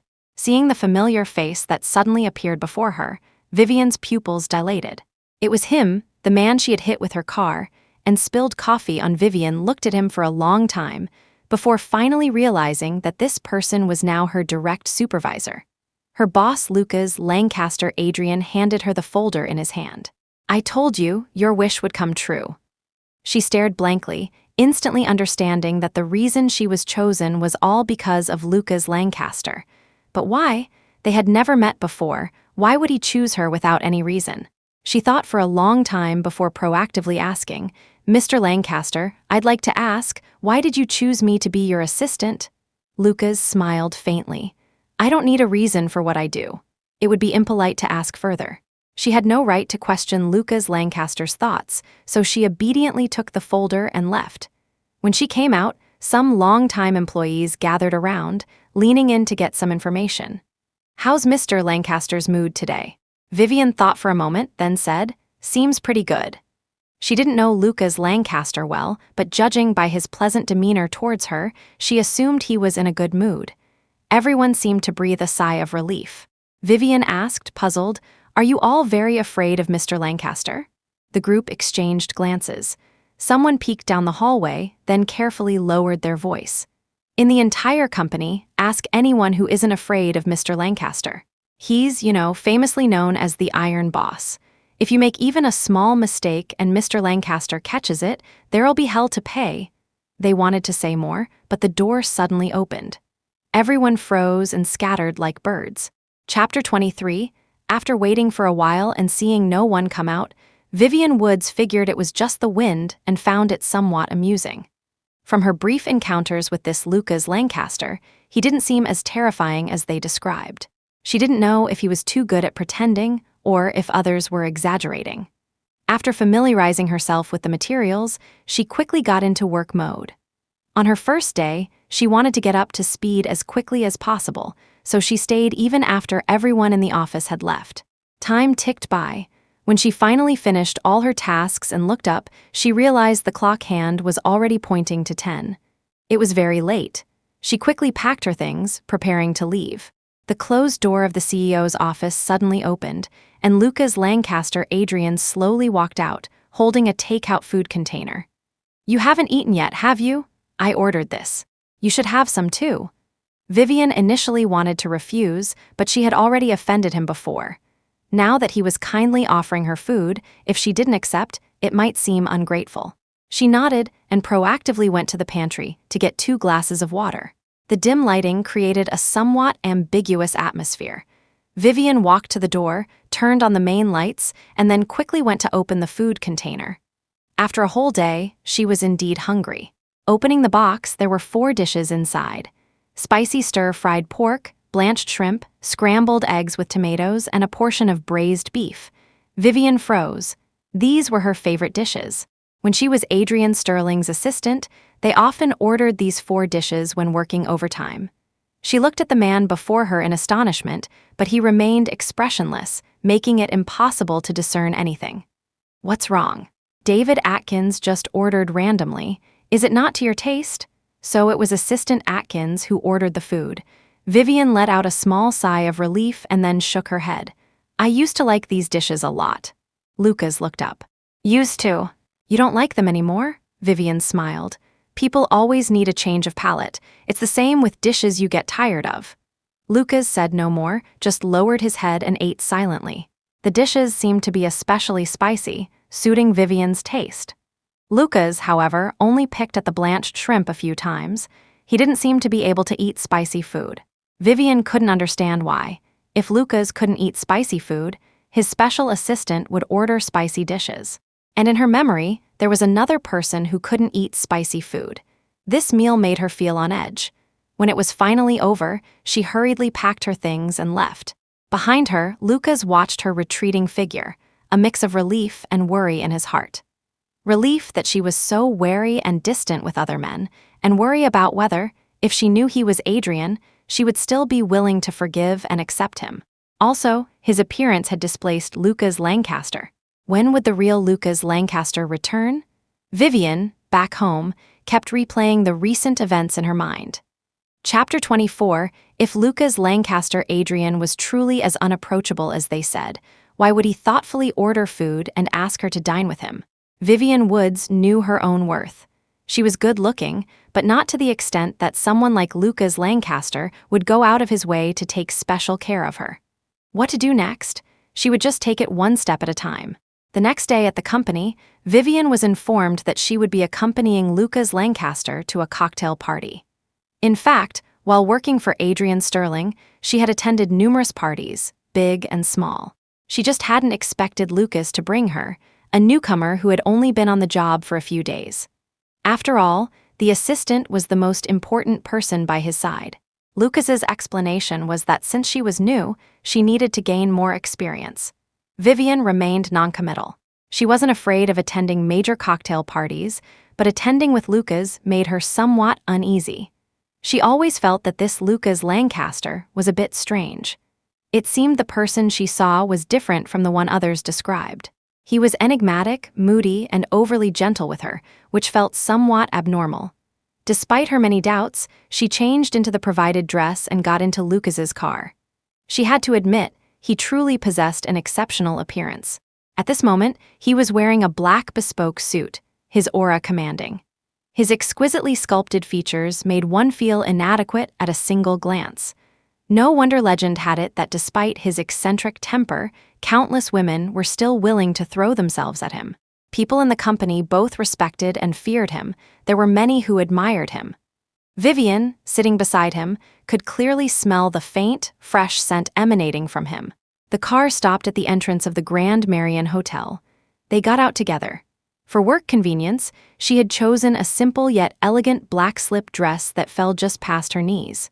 It was only after putting it on that she realized the back was completely open. It was inconvenient to change at the venue, so she planned to just wear it for the night. As she was walking forward, a sudden weight fell on her shoulders. She glanced sideways and saw that Lucas had taken off his own jacket and draped it over her. Vivian instinctively tried to remove the jacket, but Lucas's movement was faster. His eyes darkened and his voice grew heavier. Many media outlets are here today. Do you think it's appropriate for an assistant like you to dress like this? She frowned. Thinking about it, what he said wasn't unreasonable. Fortunately, both their outfits were black, so wearing it like this wouldn't be too conspicuous.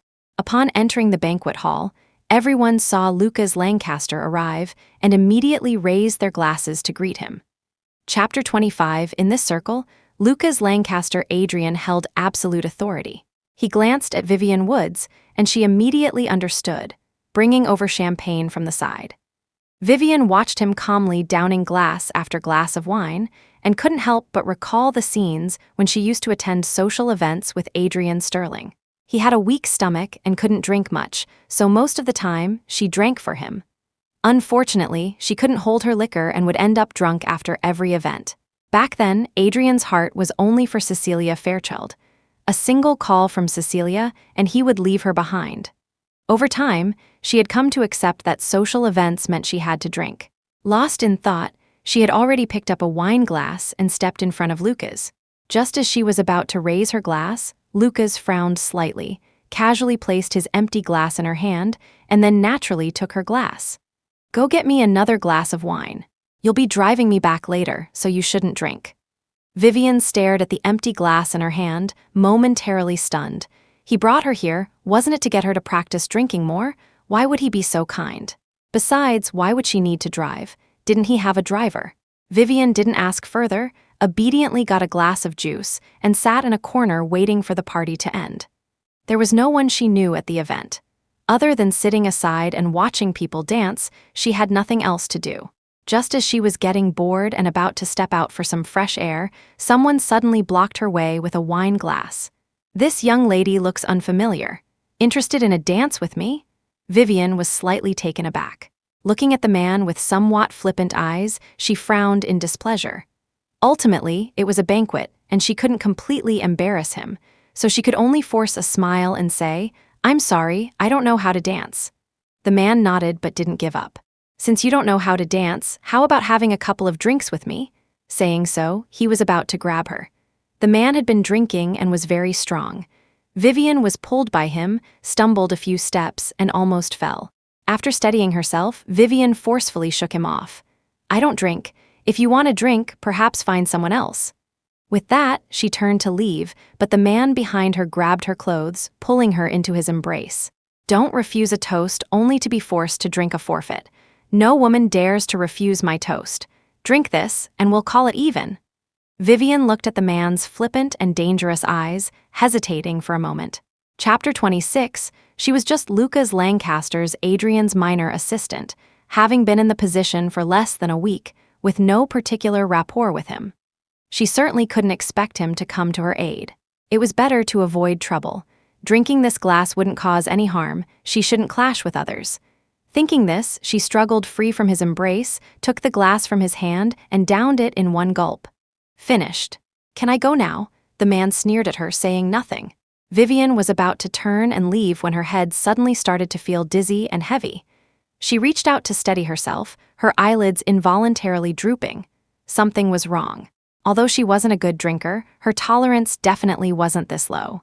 Could it be he had drugged the drink? Vivian was instantly on high alert. She frantically turned to leave, but her legs felt as if they were filled with lead, too heavy to move an inch. From behind, she heard the man's triumphant voice. "There's no one I set my sights on that I can't get." She knew something was wrong. She wanted to call for help, but her throat couldn't make a sound. Lucas, in the distance, was surrounded by a crowd and couldn't see her at all. Vivian was both anxious and angry. The moment she fell, she reached out, bringing the glasses on the table down with her. As the sound of shattering glass echoed, people around looked towards her. But the man quickly pulled her close, smiling and explaining to the onlookers, "My girlfriend drank too much. Sorry, I'll take her out right away." Saying so, he was about to help Vivian out. Just as Vivian was despairing, a familiar voice suddenly came from behind. "Let her go." The man turned around and met Lucas's gaze. There was a moment of panic, then he quickly put on a fawning smile and greeted him. "Mr. Lancaster, my girlfriend drank too much. I need to take her home first." Lucas's dark eyes glinted with a sharp, cold light, like a keen dagger aimed straight at the man. He gritted his teeth, every word carrying a dangerous undertone. "Oh, since when did my person become your girlfriend?" Lucas Lancaster's person? The man was clearly stunned by his words, taking a long moment to react. For a moment, he held Vivian, unsure whether to let go or continue holding her. Lucas walked towards him step by step, then directly scooped Vivian into his arms. Finally, he turned away mercilessly, his bodyguards already surrounding them. "Mr. Lancaster, how should we deal with him?" Chapter 27, hearing this, the man was so frightened he knelt on the ground. "Mr. Lancaster, it was my fault for not recognizing who she was. I offended this lady, please spare me. I'll never dare to do it again." Lucas Lancaster Adrian, holding Vivian Woods, walked out without looking back. "Take him to the police station. After this, I don't want to see him in Easton City again." Lucas carried her straight to the car. Seeing her flushed face, his heart felt as if a knife were twisting inside it. He dared not imagine what would have happened to Vivian if he had been a step too late. Damn it, truly damn it, Vivian was not fully conscious. She felt as if her whole body was on fire. The scent of the person beside her was very familiar. A light, fresh fragrance that inexplicably made her let down her guard. Suddenly, a pair of cold hands touched her cheek. The icy sensation was extremely comforting, and she unconsciously wanted to lean closer. Feeling her draw near, Lucas's hand trembled slightly. This was the first time he had been this close to her since becoming Lucas Lancaster. He looked down at her closed eyes, her long lashes casting shadows, her hands tightly gripping his arm. Suddenly, she pulled his hand and murmured softly, Adrian, in that instant, Lucas froze, an overwhelming mix of excitement, shock, and joy coursing through him, making him tremble slightly. He gently held her. "Vivian, say my name again, please." But she turned over and fell back into a deep sleep. Lucas smiled faintly. What was he hoping for? Just hearing her say his name once, he was already content. Back at the Lancaster residence, Lucas personally carried her upstairs. Then he called for a maid to change her clothes, wipe her face clean, and settle her in the guest room. He barely slept that night, just sat by her bedside, watching over her. He was no longer Adrian Sterling. To her, he was a completely new and unfamiliar person. All the privileges Adrian once had were lost on Lucas Lancaster. He could only win her over with sincerity. That was the only way. Vivian woke up around noon the next day. The drug was potent. When she opened her eyes, her head was still throbbing as if it would split. Opening her eyes, she realized she was in a completely unfamiliar place. A bad premonition surged through her. Could it be she had been taken away by the man from yesterday? Just as she was wondering what to do, the door suddenly opened. Chapter 28, Lucas Lancaster Adrian, wearing a casual loungewear set, slowly walked towards her. "Awake, are you uncomfortable anywhere?" Vivian Woods stared blankly for a moment before realizing she was in Lucas Lancaster's home. Her memory of yesterday stopped at the moment she collapsed. She had no recollection of what happened afterwards. Still somewhat worried, she tentatively asked, "Other than a headache, there are no other problems. Last night, was it Mr. Lancaster who found me?" Lucas smiled faintly, knowing her concerns, and proactively explained, "Last night, you were drugged and nearly taken away by him. Fortunately, you were smart enough to break a glass and attract my attention. Because I didn't know where you lived, and it wasn't convenient to leave you at a hotel, I took the liberty of bringing you back to my home. Today is a day off. You can sleep a bit longer. I'll have the driver take you back later. Your clothes got dirty yesterday. I had the maids change them for you. They've been washed and dried." After hearing everything he said, Vivian finally breathed a sigh of relief. She just didn't understand. She was merely a junior assistant. Why would he go to such lengths for her? But on second thought, she was someone he had brought out. If anything happened to her, wouldn't it reflect poorly on him? The distinguished CEO of Lancaster Corp., unable to protect his own assistant, wouldn't that be a joke? Having figured it out, Vivian no longer dwelled on it, changed her clothes, and went downstairs.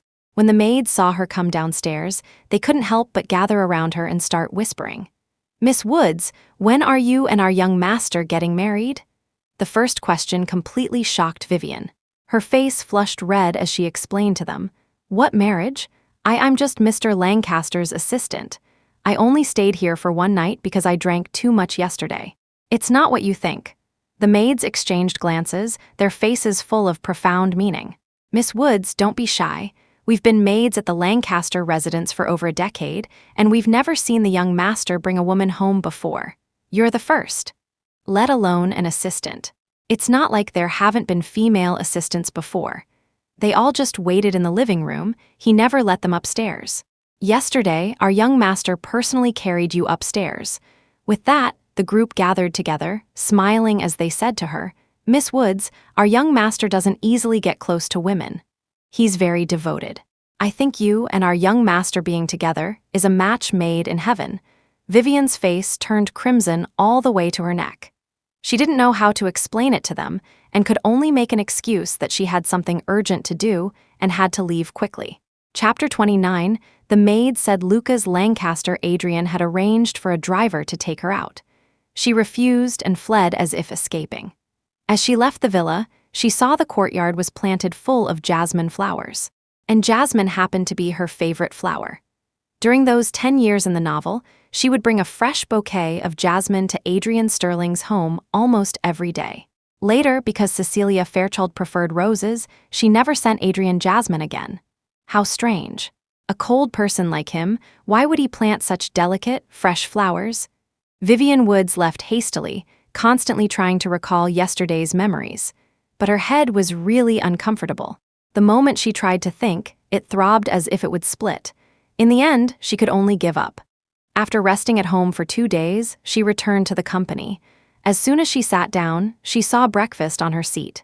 It was a perfectly portioned serving of crab puffs and shrimp chowder, her favorite breakfast combination. Other than Chloe, no one knew.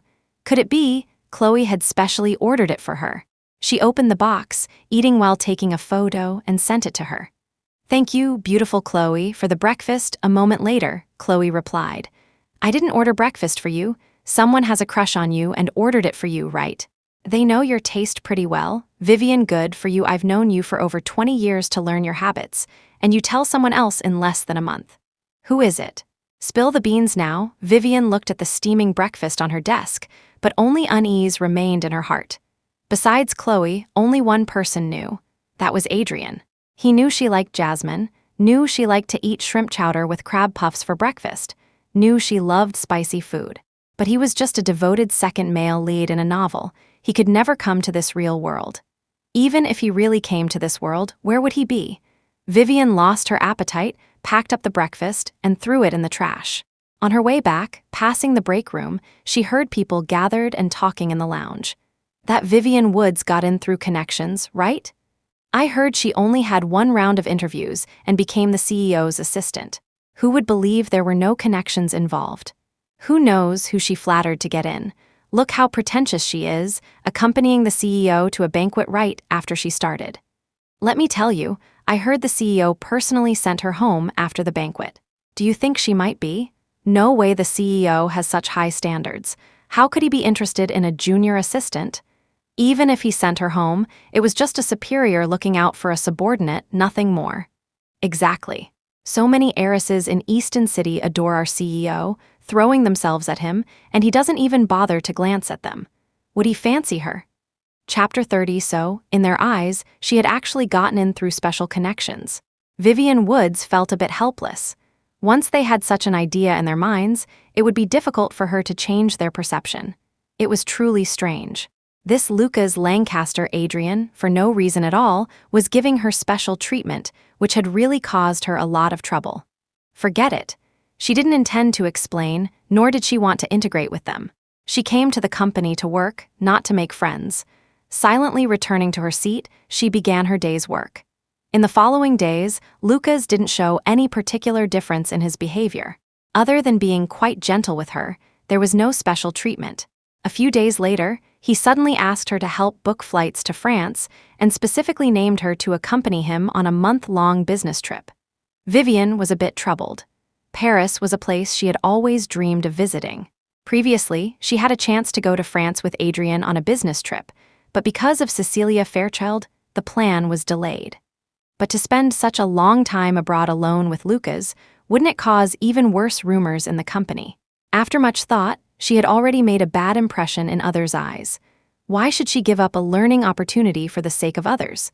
Thinking this, she directly booked the flights and hotel. Upon arrival in Paris, they checked into the hotel. Not long after, Lucas knocked on her door.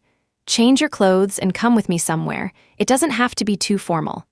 Hearing the cool voice from outside the door, Vivian sighed helplessly. He hadn't given her any choice. But then again, she was here for work, so she shouldn't harbor too many other expectations. After changing into a simple dress, she tidied herself up a bit and went out. A car was already arranged at the hotel entrance. As soon as they stepped out, someone opened the car door and gestured for them to get in.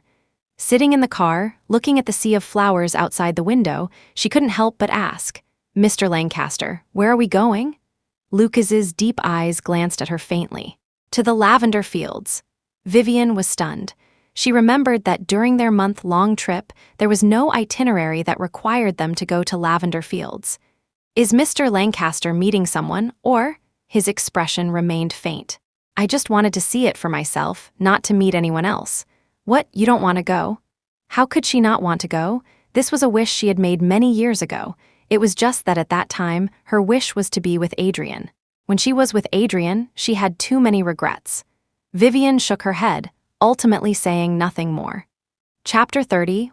Since becoming Lucas Lancaster's Adrian's assistant, he had actually spoken to her very little, but his actions often made her feel a bit strange.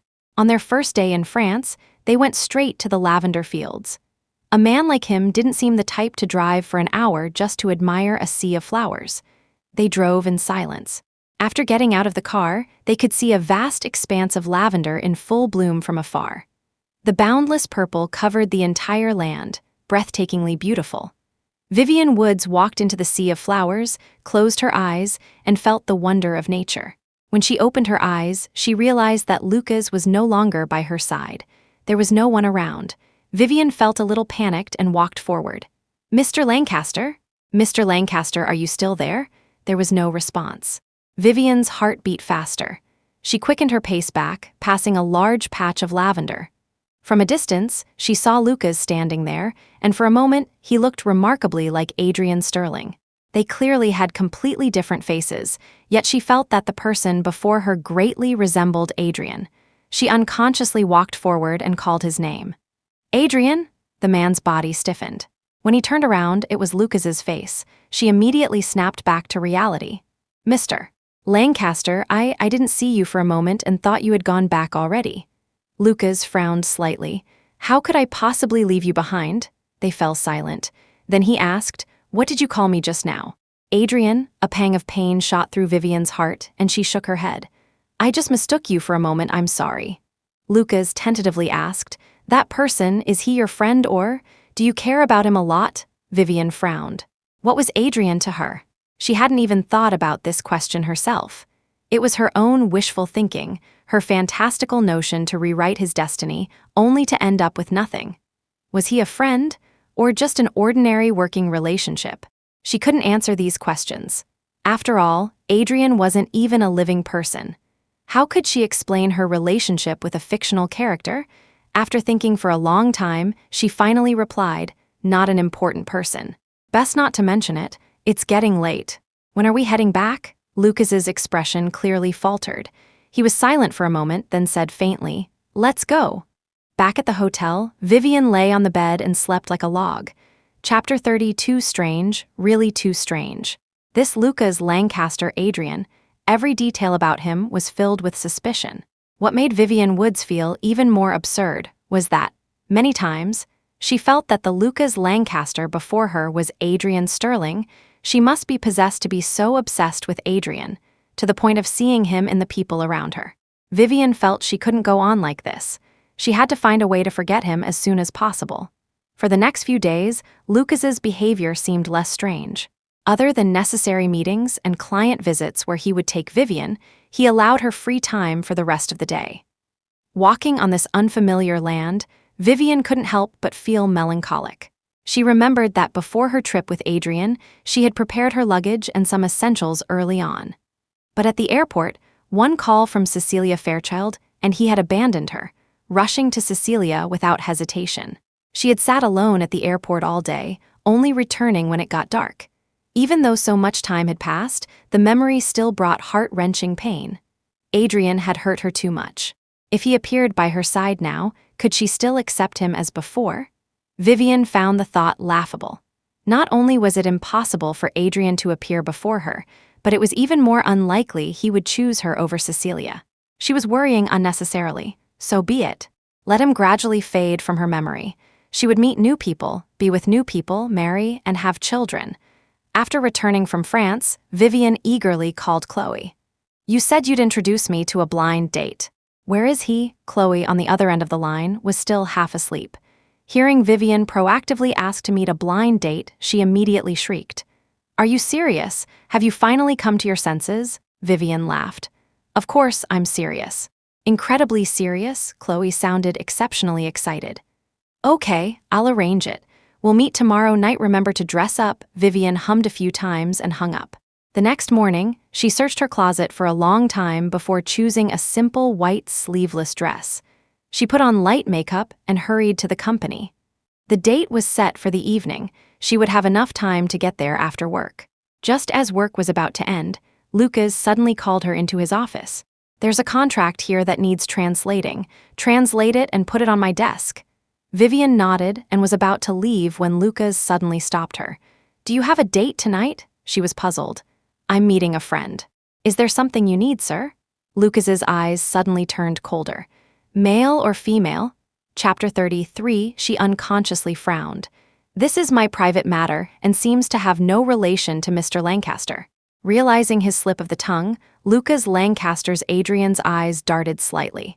He paused, then said, "Translate the contract for me now. I need it immediately." Vivian Woods didn't know why he suddenly changed his mind, but looking at his calm expression, she couldn't discern anything. She could only silently agree, then stepped outside and dialed Chloe's number. "I'm sorry, Chloe. I have some urgent work that requires me to work very late. I can't make it today. How about another day?" Chloe, on the other end, was indignant. "What's wrong with your boss dropping the ball at a critical moment?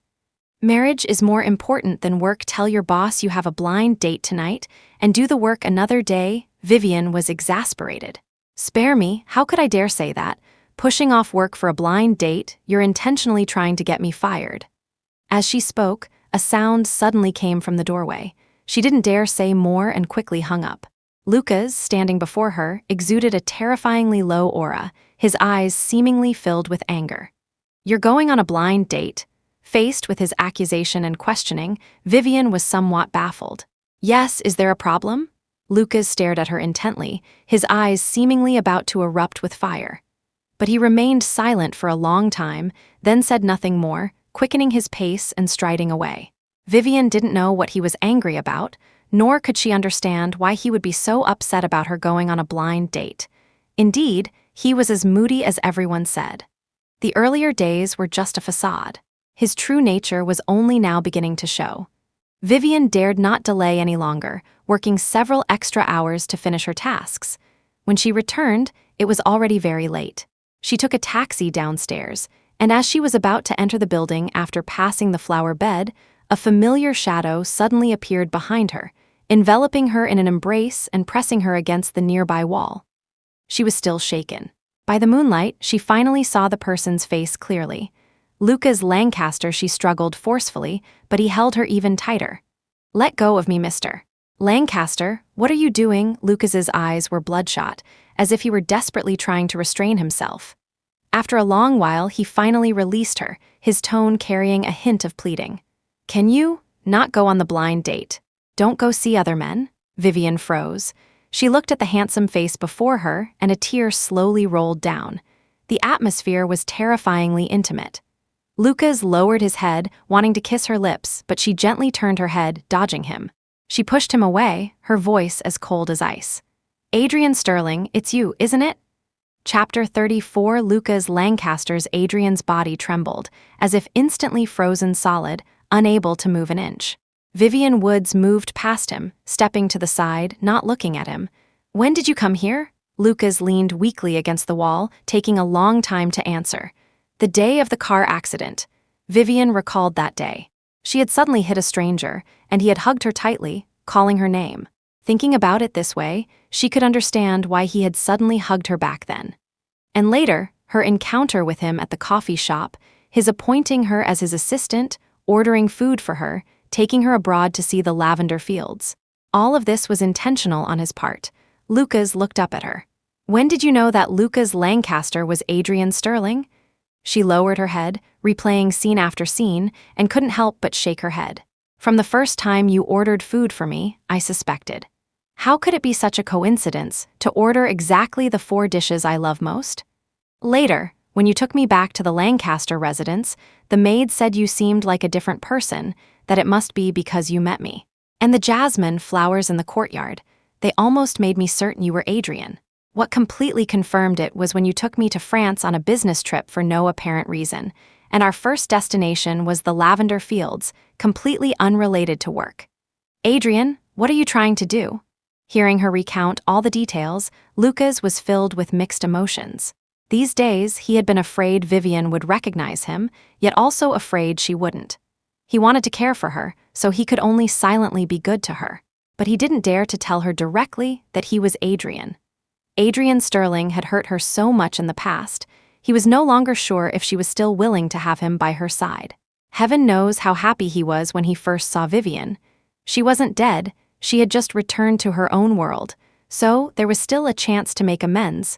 He could compensate her. As long as it made her happy, he was willing to do anything. Buy her favorite food, keep her by his side, take her to the sea of flowers she had always wanted to see. But just when he thought things could progress slowly and they could start over, she told him she was going on a blind date. For the first time, he felt fear, felt panic. Growing up, he had always been a smart person, excelling in both studies and work. So much so that when he first came to this unfamiliar world, he quickly adapted to its rules of survival. Only when he learned Vivian was going on a blind date did he lose his composure. Chapter 35, he couldn't think of a better solution, only resorting to the clumsiest method, using overtime work to hold her back, preventing her from making her appointment. But he knew this method could only work temporarily, not forever. Could he keep her trapped like this every day in the future? Impossible.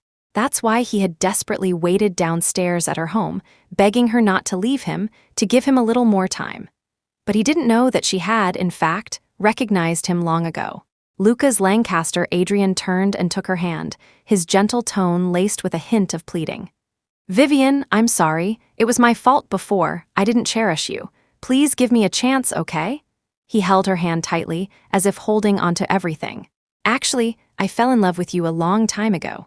It was the plot of the novel that made me abandon you time and time again, but I've come to my senses. From now on, I will no longer be a puppet in someone else's story. I will choose who I love. I'm sorry. Please forgive me, okay?" If only he had said these words sooner. Vivian Woods shook her head bitterly, then forcefully pulled her hand free. "I don't blame you. It's not your fault that you liked Cecilia Fairchild. Being good to you, sacrificing for you, that's not your fault either. It was all my own choice. But we can't be together anymore." Lucas looked at her, lost and forlorn. He pulled her fiercely into his embrace, as if only then could he prevent her from leaving his side. "Don't leave me, Vivian. I don't believe you've forgotten me. I won't give up. I will never give up." Vivian's brow furrowed. She pushed him away forcefully, her eyes devoid of any ripple. "Yes, I haven't completely forgotten you. But I've already decided to start a new life. Adrian, you're not from this world. You could disappear from this world at any time, just like I disappeared from yours. Have you ever thought about where the real Lucas Lancaster went? One day, he might return to his body and replace you. I know you regret what happened with me, feel guilty, and that's why you broke free from your fictional identity to come to my side. But I've already decided to let go. Can you please let go too?" With that, she turned and left without lingering. Lucas had never seen her so heartless. She had always been responsive to his every need, never abandoning him first. But now, the light in her eyes when she looked at him was gone. Could it be she really didn't love him anymore? Chapter 36. No, it couldn't be. She had waited for him for 10 years. How could 10 years of affection be let go of overnight? Whether she accepted him or not, he would do everything to compensate her. Vivian Woods barely slept that night, even though she had suspected Lucas Lancaster's Adrian's identity long ago. But now that they had spoken openly and confirmed his identity, she could no longer face him so calmly. The man she had loved for 10 years, whom she had accompanied from his youth until now, to whom she had given all her love. Even if she had decided not to repeat the same mistakes with him, she could no longer interact with him placidly. After much thought, she decided to resign from Lucas's company. The next morning, she changed her clothes and went out. After getting into a taxi and giving the address, she leaned back against the seat and closed her eyes to rest. As the car drove on, she suddenly felt something was wrong. Opening her eyes, she indeed found that at some point, the car had completely deviated from its route and was heading towards a secluded riverside area. She nervously tried to open the car door, but the driver accelerated, throwing her to one side. Then he stopped the car and forcefully pulled her out. Vivian looked at the completely unfamiliar man before her, having no idea what was happening. At the same time, a group of men suddenly emerged from a corner and walked towards her. "Is this Lucas Lancaster's woman?" "That's her. All right, I've seen Lucas Lancaster personally send her home several times. I heard he even took her to France." "Good. Since that's the case, Lucas Lancaster made us bankrupt, so we'll let him taste some pain too." After hearing this, Vivian realized that the previous Lucas Lancaster had been swift and ruthless in his methods, offending many people.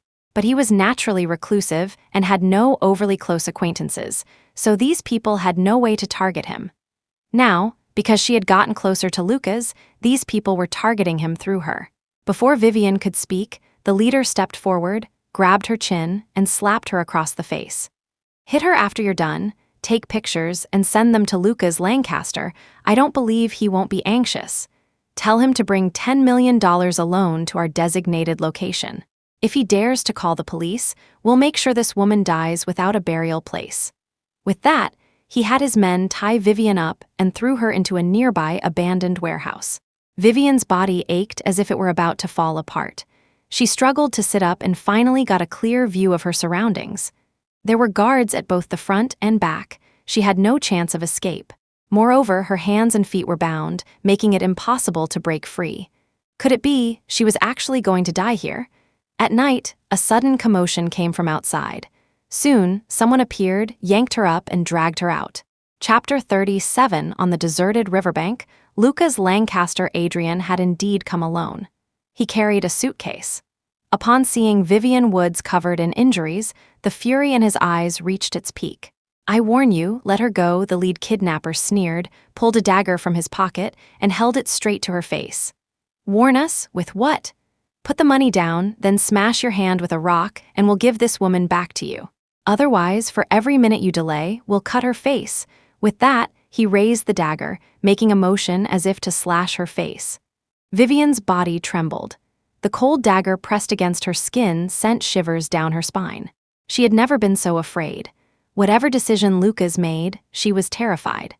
Not far away, Lucas's sharp eyes were fixed on her, his face as dark as if a storm were about to break. He threw the suitcase heavily towards them, then bent down and picked up a rock from the ground. Seeing him raise the rock, Vivian's heart leaped into her throat. "Don't! You can't!" She would rather be injured herself than see Lucas cripple his hands for her sake. The person beside her gripped her neck tightly, grinning menacingly at Lucas. "So you know pain too? You're anxious now, are you? This is the punishment for rich people like you." Lucas's eyes glinted with a dangerous dark light. Without hesitation, he raised the rock and smashed it hard onto the back of his own hand. "Let her go. I'll give you everything you want. But if you dare to harm her even a little more, I will make you wish you were never born." The men opposite were stunned by Lucas's gaze. After a moment, one of them stammered, You keep smashing. If you don't stop, we'll let her go." Lucas raised the rock again and smashed it hard on his hand. The back of his hand was already broken by the stone, blood flowing freely. He bit his lip hard, but still couldn't suppress a muffled groan.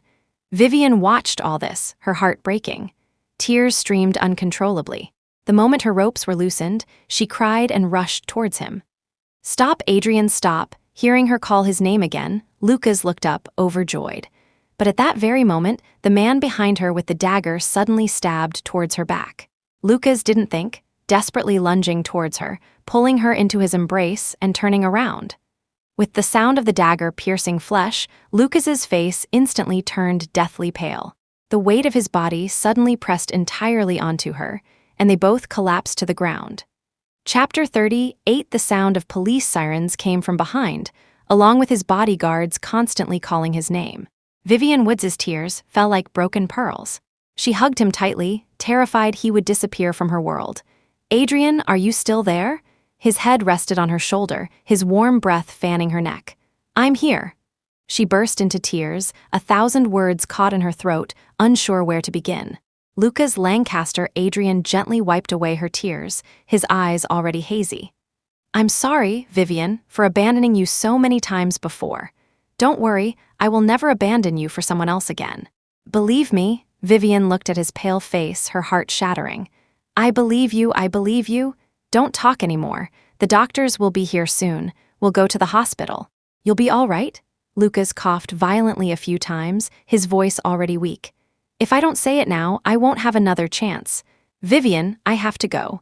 Perhaps fate allowed me to appear by your side in someone else's identity so I could find redemption.